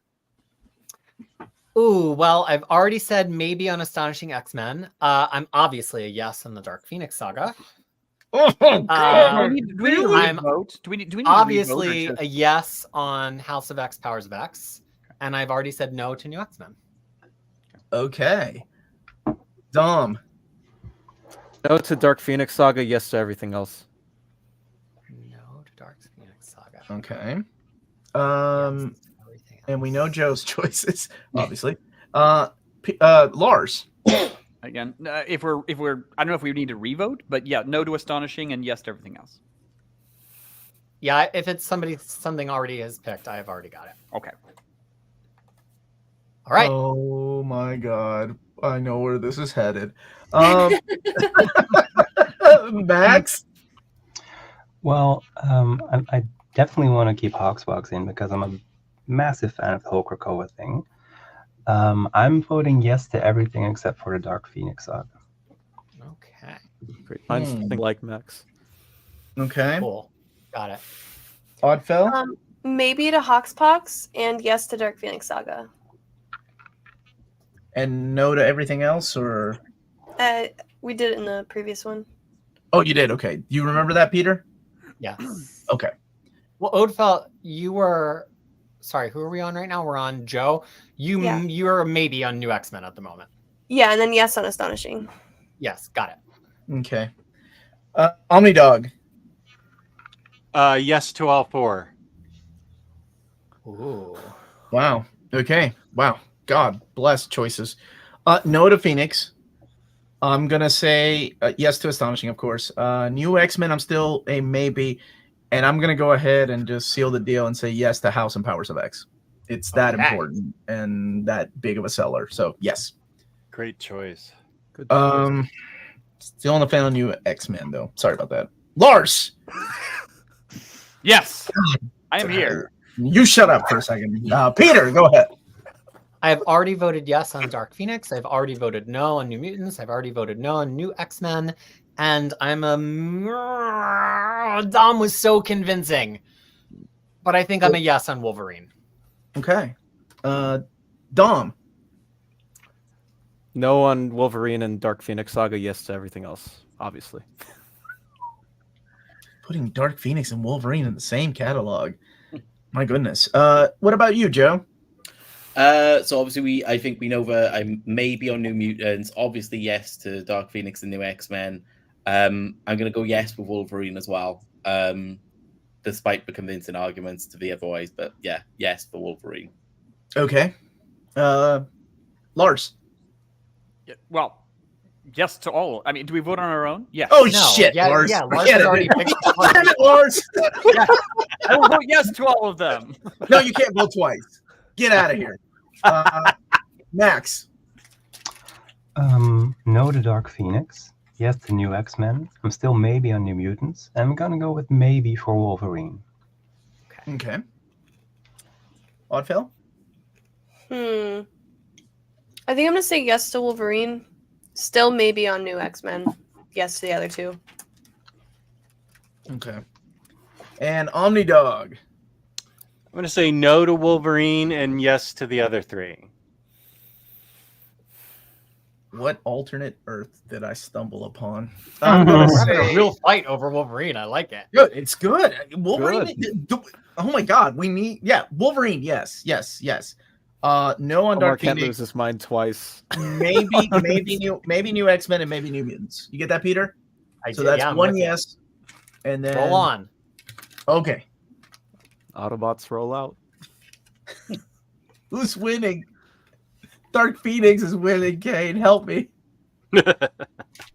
Only way you do it is Let me know when All I right, can go next to the up. next slide. Okay, Yeah. next up is Max. Peter, you vote first, buddy. The largest no available to me to X-Men Grand Design. Cable and Deadpool, I think I'm also going to have to be a no, unfortunately. I don't think anybody seemed passionate enough. I'm already a yes on Uncanny X-Force, although I think that might have already lost. And I'm a yes on All New Wolverine. Okay, Dom. no to X-Men Grand Design. I'm sorry, what was it? Yes or no? No to X-Men Grand Design. Okay.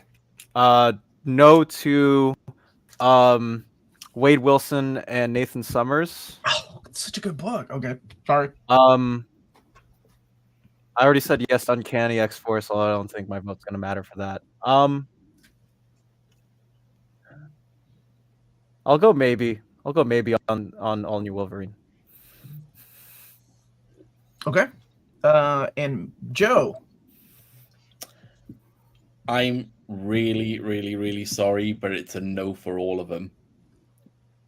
I've already done no for Uncanny X-Force, no for Grand Design, no for Deadpool and Cable.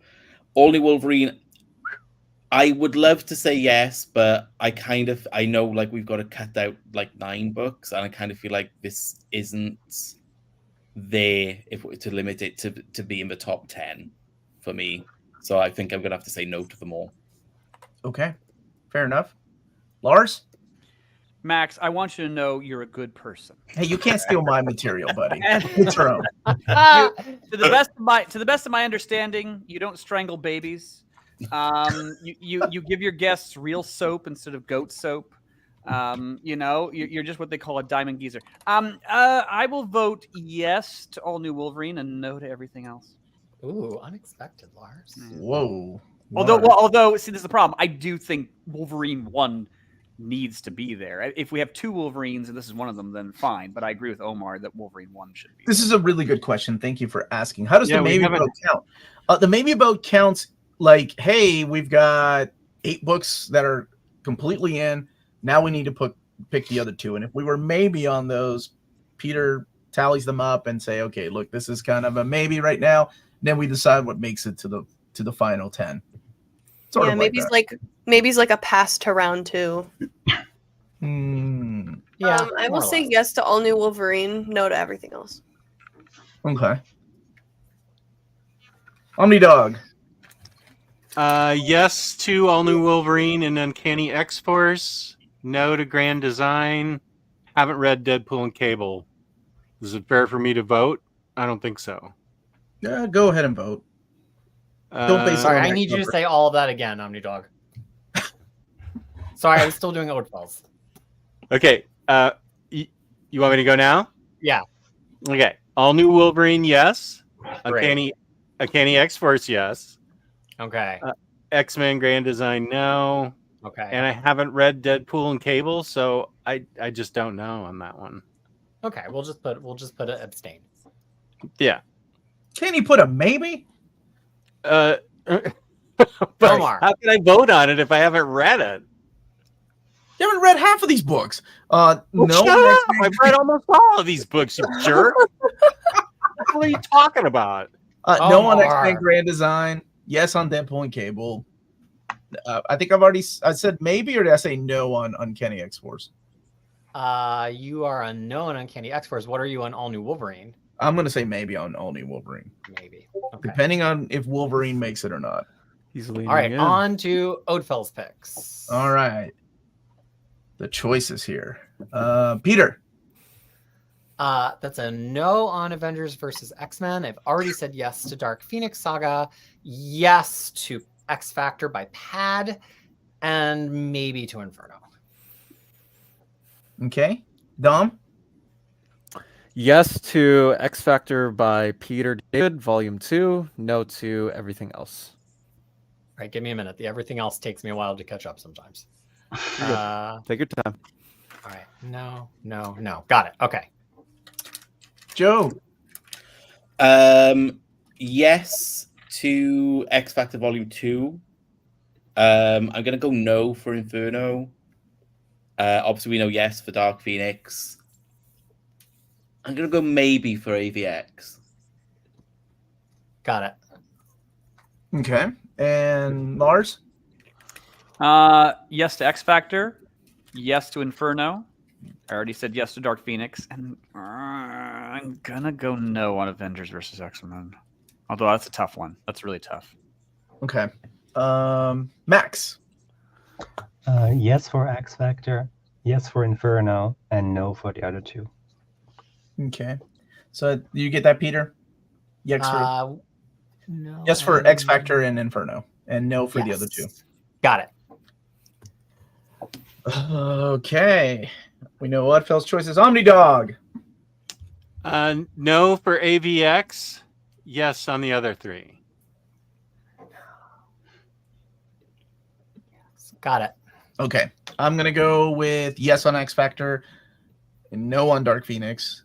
No on Inferno. God, I can't believe I'm saying this. Maybe on AVX.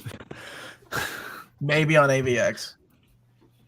Okay, got it. Omar was so hyped when he saw AVX when that jumped in. He was like, yo, we got Event Omni in. Well, I was hyped for Inferno, but I think AVX is... yeah. I don't know about this list. All right, Peter, this is Omnidog's picks. Go for it, buddy. Well, we've already voted on Astonishing and New Mutants and X Factor, so I only need people's votes on Oh, on just Ecstatics. ecstatics. Okay. And I am a yes on Ecstatics. Okay. Dom? Maybe. Got it. Joe?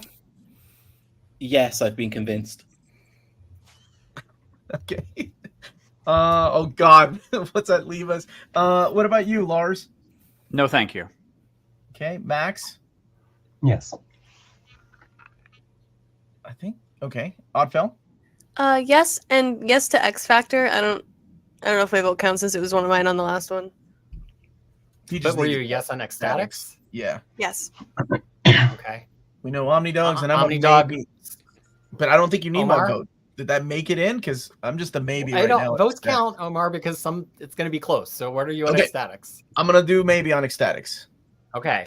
And then in Omar's picks, we voted on everything except for X-Men by Claremont and Lee #1. Okay. I am maybe. Okay, I'll take it. Dom. I'll do yes for this one. Okay. Joe. I'm a no on this one. Okay. Wait, which one are we voting on? The last book, the X-Men by Claremont and Lee. Claremont and Lee. Okay. Lars. I am really torn on this one. Lars, my fellow panelist at C2E2. Go ahead, Lars. Damn, pulling out the card. Yeah. I'll vote yes. I'll vote yes. Okay. Max. Maybe.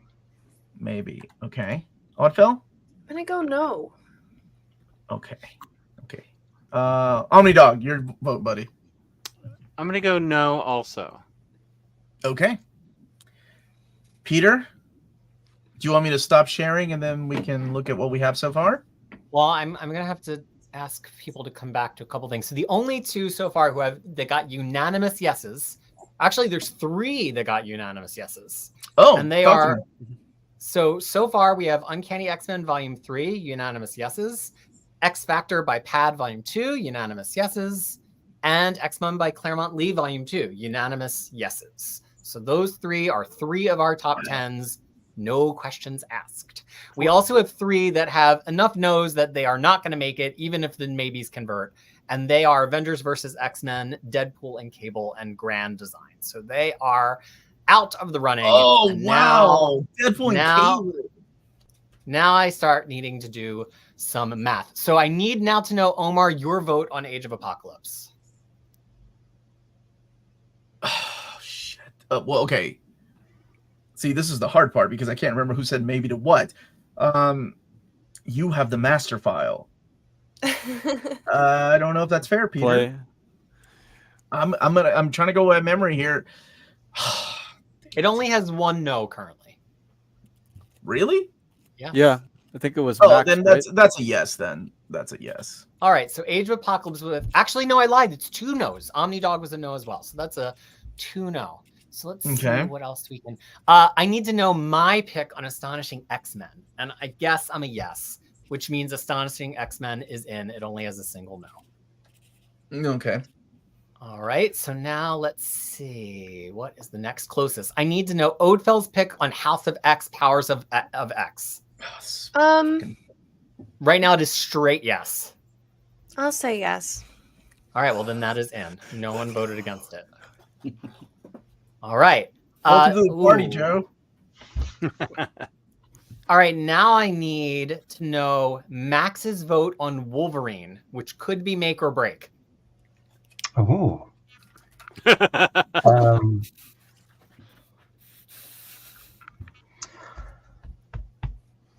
a lot of pressure on Max. I invited on my channel. Because I do really enjoy that book. So I'll go with yes. Yes. Okay. Very interesting. Now, oh, geez. All right. Now we need some commitments on all new Wolverine. Dom, are you a yes or a no? Votes really matter here. Wait. Is Wolverine in, first of all? All new Wolverine. All new Wolverine. Dom, I thought I had you as a maybe. If I was mistaken, I apologize. No. But what are you? I'm asking if Wolverine is in. quite possibly, but we got to adjudicate some of the other maybes. So all new Wolverine. Dom, are you a yes or a no? I'm gonna go yes with that one. Yes. All new Wolverine. Omar, are you a yes or a no? That's not fair because I want to. It's a yes if Wolverine is in, but a no if you yes, they will be tied. Oh, don't do this, dude. You No. should have kept that hidden. I'm gonna say no. Okay. I'm sorry. It's so good, but I'm gonna say no. Okay. Let's New Mutants. Joe, yes or no? Yeah. Max, New Mutants, yes or no? I'll go with yes. Omar, New Mutants, yes or no? Yes. New Mutants is in. Okay. There's only one no, which was me, because I'm a sad, You're a monster. evil, You're a monster. miserable human being. New X-Men, Odefell, yes or no? No. Omar, new X-Men, yes or no? This is important. I'm gonna go with yes.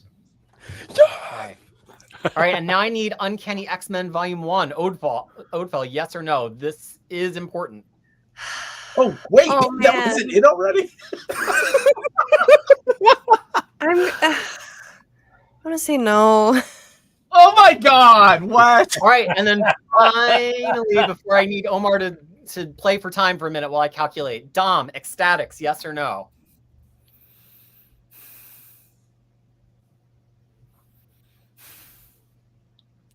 I'm gonna say no.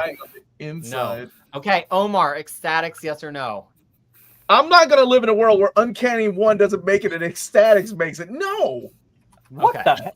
That's All right. weird reasoning. Give me a moment, Omar. Play for time, and I will tell you. I will work on the answers here. Uncanny X-Men 1 again? Are we doing this again? What the hell? Oh, you know what? I also need me on Inferno. I'm gonna vote. Yeah, no on Inferno. Okay. All right, Omar. Okay. Be charming for 3 minutes, and then I will get back to you. Oh wait, hold on. We need Max's vote on X-Men by Claremont Lee Volume 1. Oh. Very, very important. I hate when you put pressure on people, Peter. Might I not make love a it. difference. We'll see. I'll go with no. No. Okay, that's out. Can we let the chat vote, please? Well, talk for a moment and let me figure out. Okay, what's I'm in gonna and talk out, for a and then- moment. Okay. I'm gonna hide this and we're gonna talk for a moment. Hopefully everybody's having a good time, enjoying us suffer through this, and hopefully people are bringing up good points. What about Phoenix 1? He's great. What about? It's been real great Running before I a get permabanned from this channel. God loves Omar Catskill. They break my heart. It's his favorite human book. What can he say? It's a great book. The chat should vote. Well, we'll see what Peter has in store. Vote back on Kenny X-Force, you savages. Oh my God. I voted yes for it. By the way, I that did person too. should be giving me credit, and OmniDog. Absolutely. Okay, don't get carried away. You guys voted no on some good books, though. Oh, Wolverine needs to be at rightfully least so. right.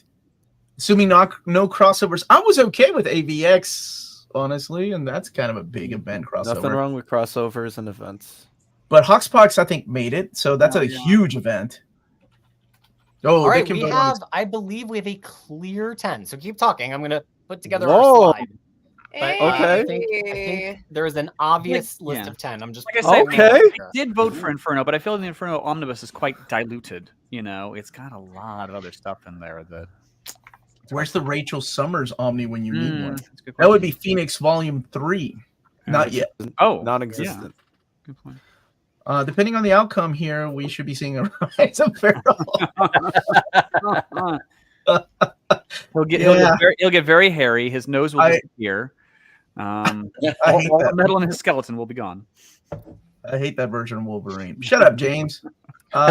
Make the others pick so bad that Omar has to defend Age of Apocalypse in the final list. Oh my God, Psycho Cleveland. This is why people dox you.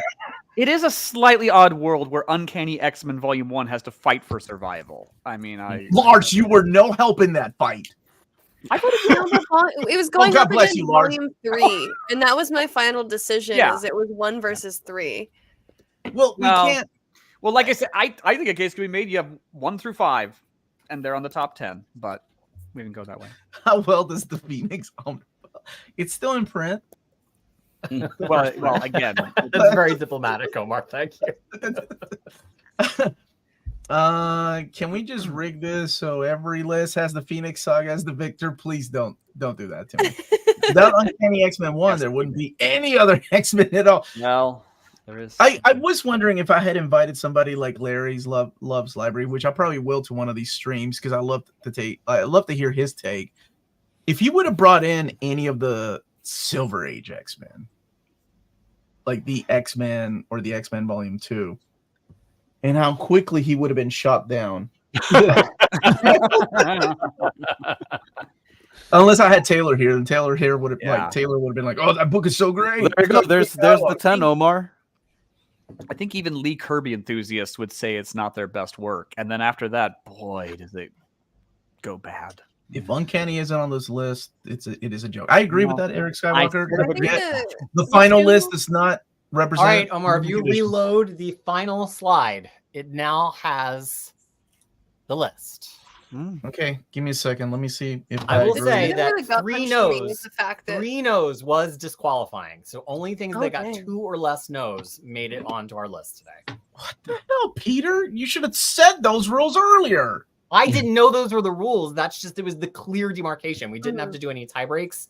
It was obvious once we got the 2 no's. We were Actually? decisive. Oh, That's here, not a let me- bad thing. Let me share. So hit reload one more actually, time because I fixed the layout, but that is the 10. It's not bad. So let me see. There's one shocker, but Actually, that was 2 partially my shockers. doing. 2 shockers, but here we go. Here is our X-Men Omnibus Evergreen list. So we have Uncanny X-Men Volume 3, and we have X-Men by Jim Lee and Chris Claremont Volume 2. Good luck finding Volume 1 because it's out of print. X-Men Age of Apocalypse, Astonishing X-Men, House and Powers of X, not even an omnibus. New Mutants, Volume 1, X Factor Volume 2, New X-Men Volume 1, Wolverine, and all new Wolverine. All new Wolverine made it. I was Is it 'cause shocked. I had to double check my count repeatedly. Is it because I voted yes on it? Or no, wait, I voted no, right? I don't remember what I voted, honestly. Dom, you voted yes on all new I Wolverine did? in the end. Yeah, Oh, so Lord. you decided that one. Otherwise, it Oh, would have been no. in a multi-way I'm tiebreak. getting fired by Omar tomorrow. It's actually a But- very good list, but This it is actually excludes solid. Uncanny. It excludes Uncanny Volume 1 and the best known X-Men story ever. But it's okay. Yeah, Dark Phoenix did not make it. Also, thanks to Dom. Christ. That is shocking. Yes! to me. Yes! Let's- He won the lottery. Thank you, Dom. So you all's forgiven about your all new Wolverine vote. yes! Age of Apocalypse made it. I'm Boy, you talking about shocked. people being lost. They're gonna be like, well, none of these characters. It's look like super Rob. important This to is the really weird. solid, though. Oh, it's a good book. It's a good book. I think it was the Really last hurrah good. for me before I left comics for a long time. I'm glad New Mutants made it. I'm glad X Factor made it. New X-Men, I could have. Neither here nor there. Surprise! Uncanny X-Force did not make it. I'll be honest. I thought that book was a lot more popular than the votes. Y'all came out hard against it. Honestly. God bless. If Wolverine Volume 1 didn't make it, I was gonna snap. That was gonna kick everybody off. I was gonna end the Sorry, we stream. missed that. God bless. House and Powers completely makes sense. Really, I'll be honest. I am really surprised all new Wolverine made it. Like, that's crazy. I do love the fact that Uncanny 3 made it. That is my favorite Uncanny X-Men omnibus. But I went with what I thought the people wanted. X-Men Volume 2, another one that's one of my favorites. It's got the best X Factor story in there with Endgame. Yeah, I'm not upset this time around. I'm okay. The only one that I'm like, really, is all new Wolverine. But Yeah, that's I was surprised that it got there, but I guess my vote for it pushed uncanny whatever else off of it. So I think I'm the imposter here, and I apologize, man. That's on me. No, Dom, that was your Oathful- choice. Oathful and I have maintained our voting block against Uncanny One, which made a pretty big Yeah, honestly. You two can go to hell. Hey, I voted against it too. I know. When Omnidog added his delegates to our existing delegates, Of course then it he was- did. What was the surprise for you, Peter? all new What's the- Wolverine. I think we generally on this channel, in general, Omar, I think even though you bring a lot of people who love classics, I think we're a lot of people who really respect new and different takes. And all new Wolverine is the kind of book that like sneaks onto these evergreen lists every time because we kind of like remixy stuff. We like new characters, and I think there's always one surprise exactly like that on every one of our evergreen lists, and that was the one tonight. I'm just glad to see a variety of stories. I'm glad it wasn't all X-Men. I'm glad we got New Mutants. I'm glad we got X-Factor in there. And honestly, sure, new X-Men makes sense. It's a big seller. But yeah, I'm with you. All new Wolverine is what? How did that make it and not Uncanny X-Force? Yeah, Joe, did you have fun, buddy? Yeah, it was great. It was great, and yeah, I got 3 out of my 4 selections, so I'm pretty happy. Oh, that's great. Did you vote for Uncanny One? Yeah, I think I did. I think I voted for Uncanny One. You don't try to pin that on the newcomers. It was your You're- old hold heads. on. Your old heads ruined that one. You're welcome back anytime you want, Joe. Anytime Thank you you very want. much. Okay? Yeah. You, and Lars, and who else voted for it? We'll start a new channel. Yes, let's go. We'll do a real X-Men Omnibus. Although I will say, Omar, I'm very happy that you did get Wolverine Volume 1 on there. Like, I get my argument against it, but I mean, Logan is just way too essential for the rest. So I get the. I'm happy for you, essentially. Is what I Well, was gonna thank say. you, Dom. I appreciate that. Peter, how can we get the chat involved? What are they gonna do? Gosh, I don't know. Should we ask them to decide between like our 2 ones that just missed, or should we ask them to pick something that just didn't get on any of the radars that we were shocked by? How about we do both? All right. Well, We if make the it chat top would 12. like to help us amend one of our potential mistakes, those potential mistakes for the poll would be Dark Phoenix Saga versus Uncanny One versus Ecstatics. Okay. I'm going to start a poll here in a second. Just those 3. Nothing else. Dark Phoenix people better come Nothing else through. got close. Well, I'm sorry. What was the third choice, Peter? Dark Phoenix versus Uncanny One versus Ecstatics. Ecstatics, really? That was that voted that high? They were Okay. they were the 3 that got 3 no votes. Everybody else had half against, half for.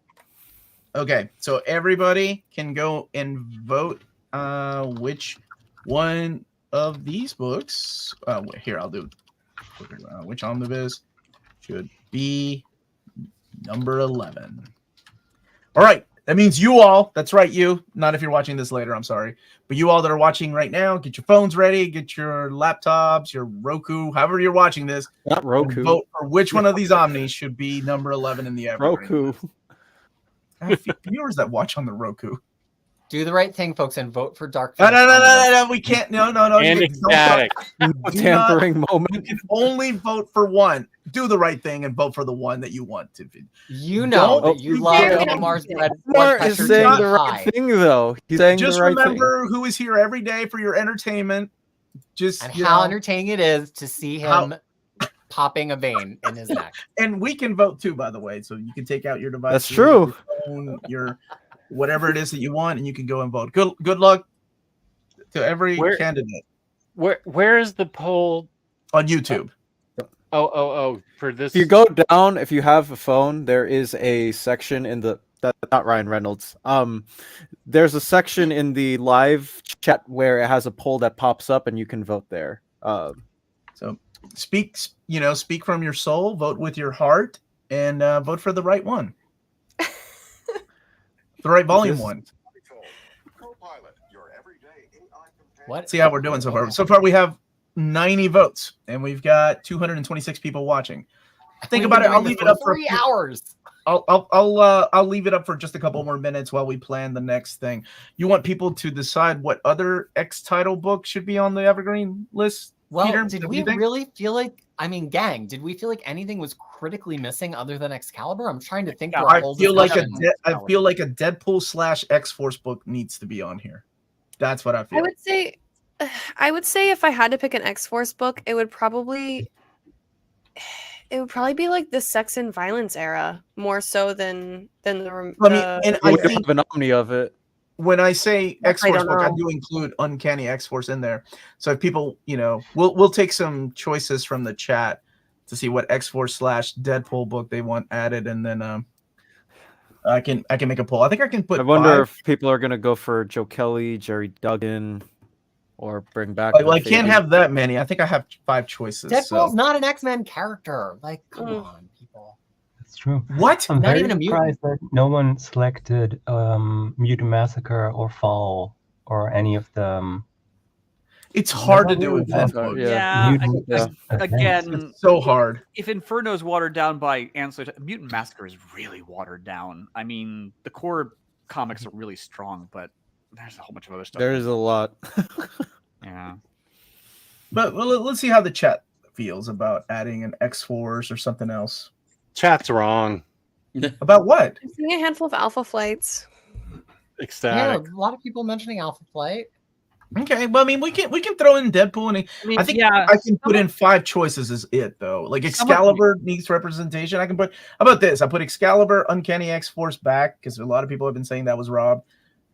Maybe X-Force and maybe a Deadpool book, maybe Cable and Deadpool, and what's the other one? Alpha Flight.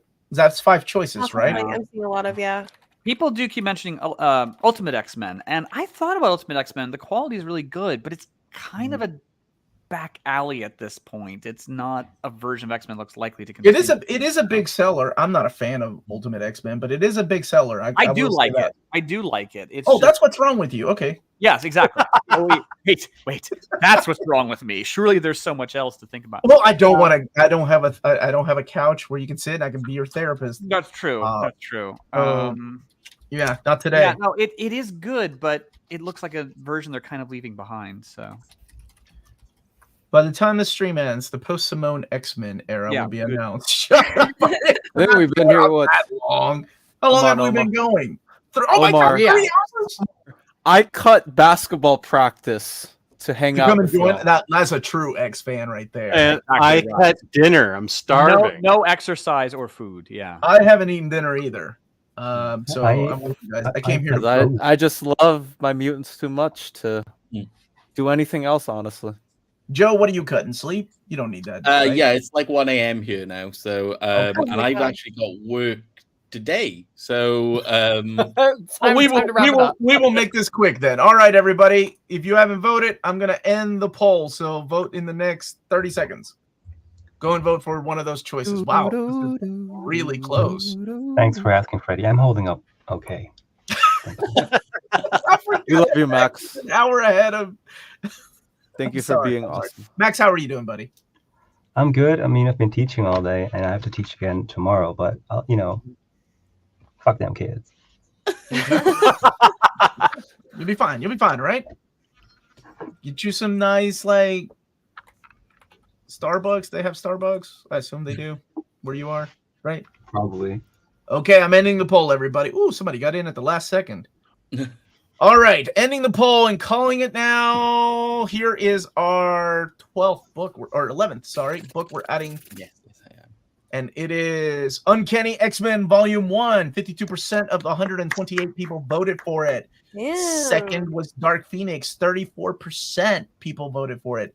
And coming in last, Ecstatics with negative 13 people voting for it. I didn't know that was even possible. I'm kidding. 15%. Woo! Redemption. Love it. All right. What is the next poll? Was it which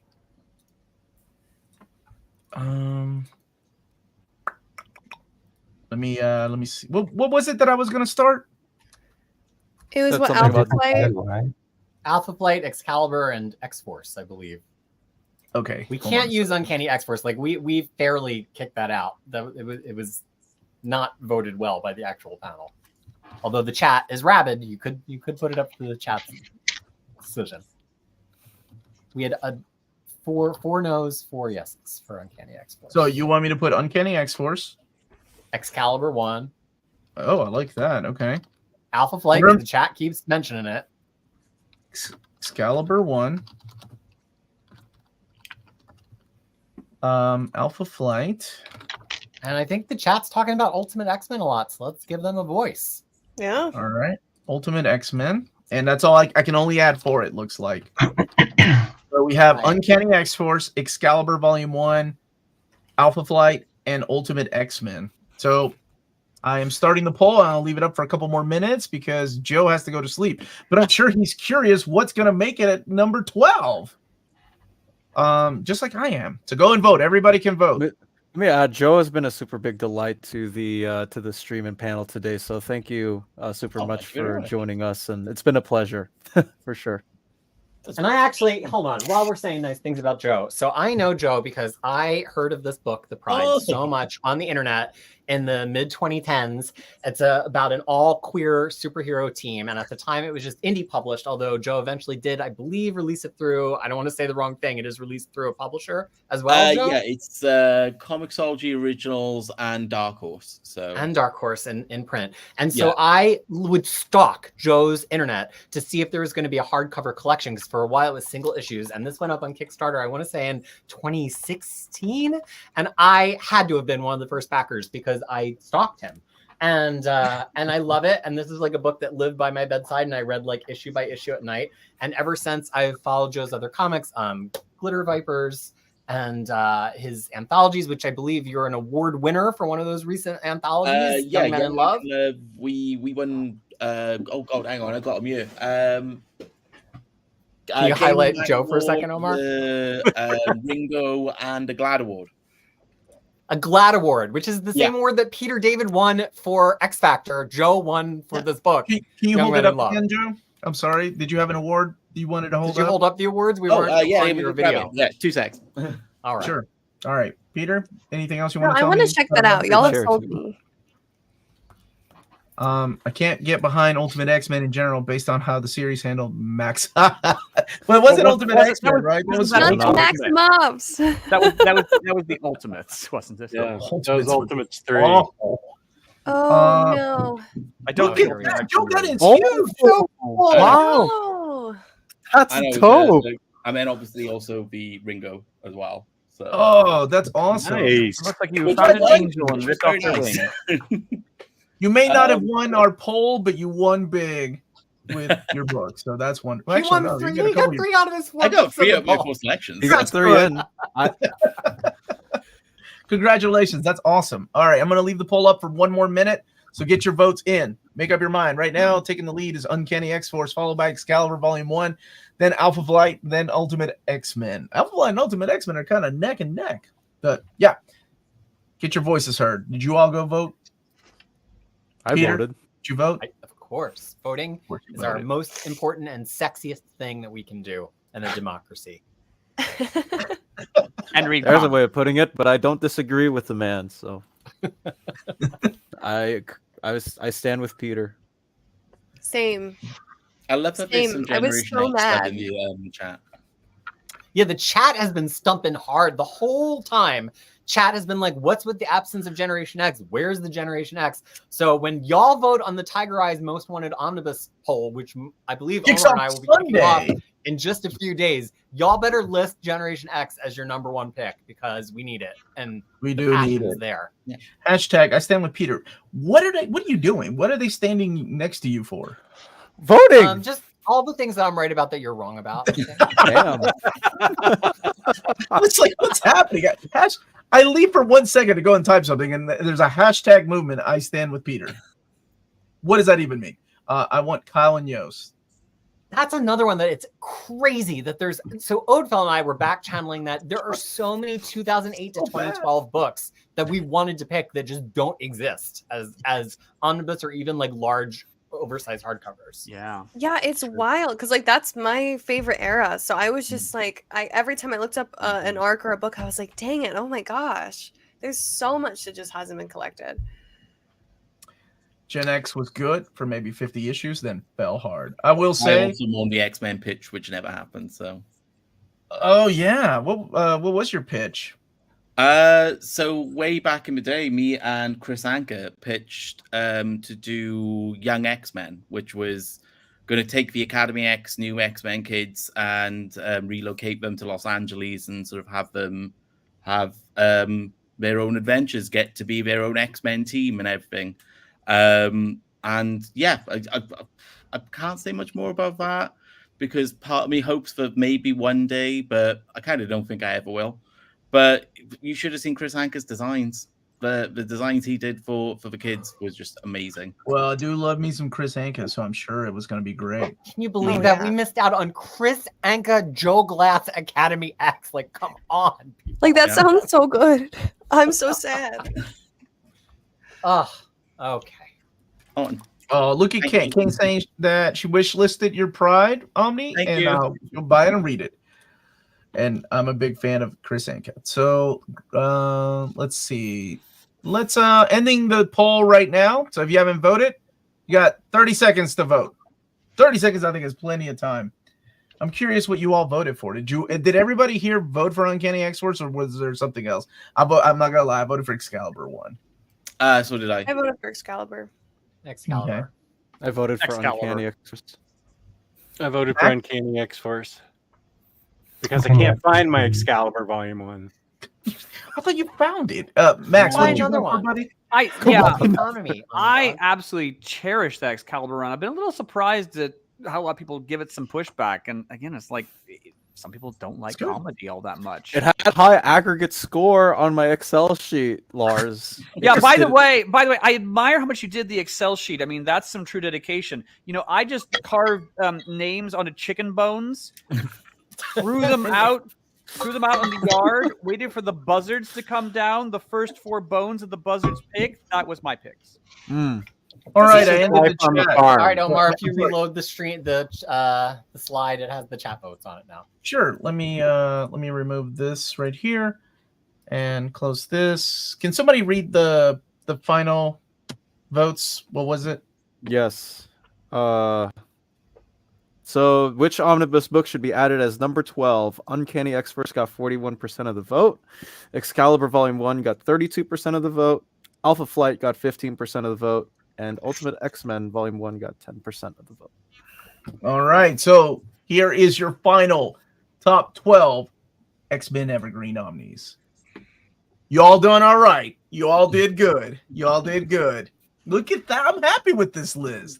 This is not a bad list. I'm not. a bad I'm list. not- You finally made it. You're free. Did you say? We did it, Omar. We did it. No, you were doing good. You were doing good. Now you're messing up. Yeah, I'm thank you, chat, for voting for the right choices. I think if you gave this list to David Gabriel, he would actually say, "Hey, we can actually do something with this." What if he said, "Where's Ecstatics? Where's Ecstatics, Omar?" Yeah. You lost me. What if he said that?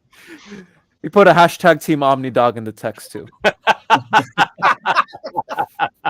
I stand with Peter. Hashtag Timo. What the hell is going on in the chat? All right, thank you so much.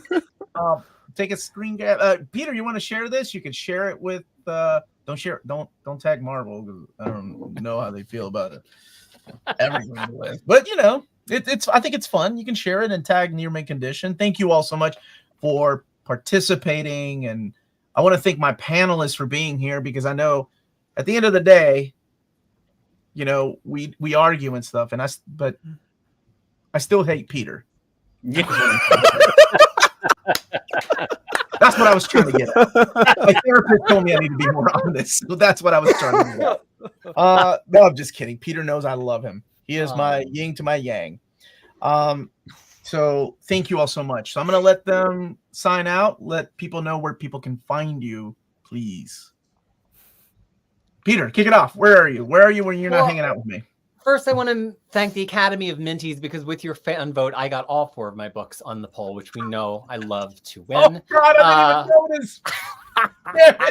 I even told you not to put Uncanny X-Force on there, but you did. Okay. Are you going to go spray seriously, yourself silver and be an Oscar? Or Maybe for my next appearance. But my name is Crisis with a K all over the internet. I talk about comic books. I love comic books. I want to help you figure out where to find and read the comic books you love. So you go to crushingcrisis.com. I've got guides to reading and collecting all of X-Men, almost all of Marvel, a number of DC, a number of indie books. And I just love to make appearances here on Near Mint Conditions to talk comic books. I will be back to help launch the Tiger Eyes Marvel Most Wanted poll on Sunday.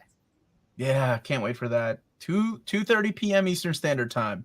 That means you get your voice for a Gen X Omni. Dom, what about you, buddy? Where are you? You can obviously find me at Dom of X on YouTube. I'm at Dom of X Studio on Twitter, Instagram, TikTok, all the social medias. You can find my work, because I do pretty much all the work, at comicreleases.com. Where, again, we have all of your updates on collected editions. And if you've recently watched a Near Mint Condition, there is a good chance that I helped Omar with it. So, again, super big thank you to letting me on the panel to share this time with y'all. And skipping basketball, too. Oh, I'm glad you skipped basketball. That was great. Good call. Good call.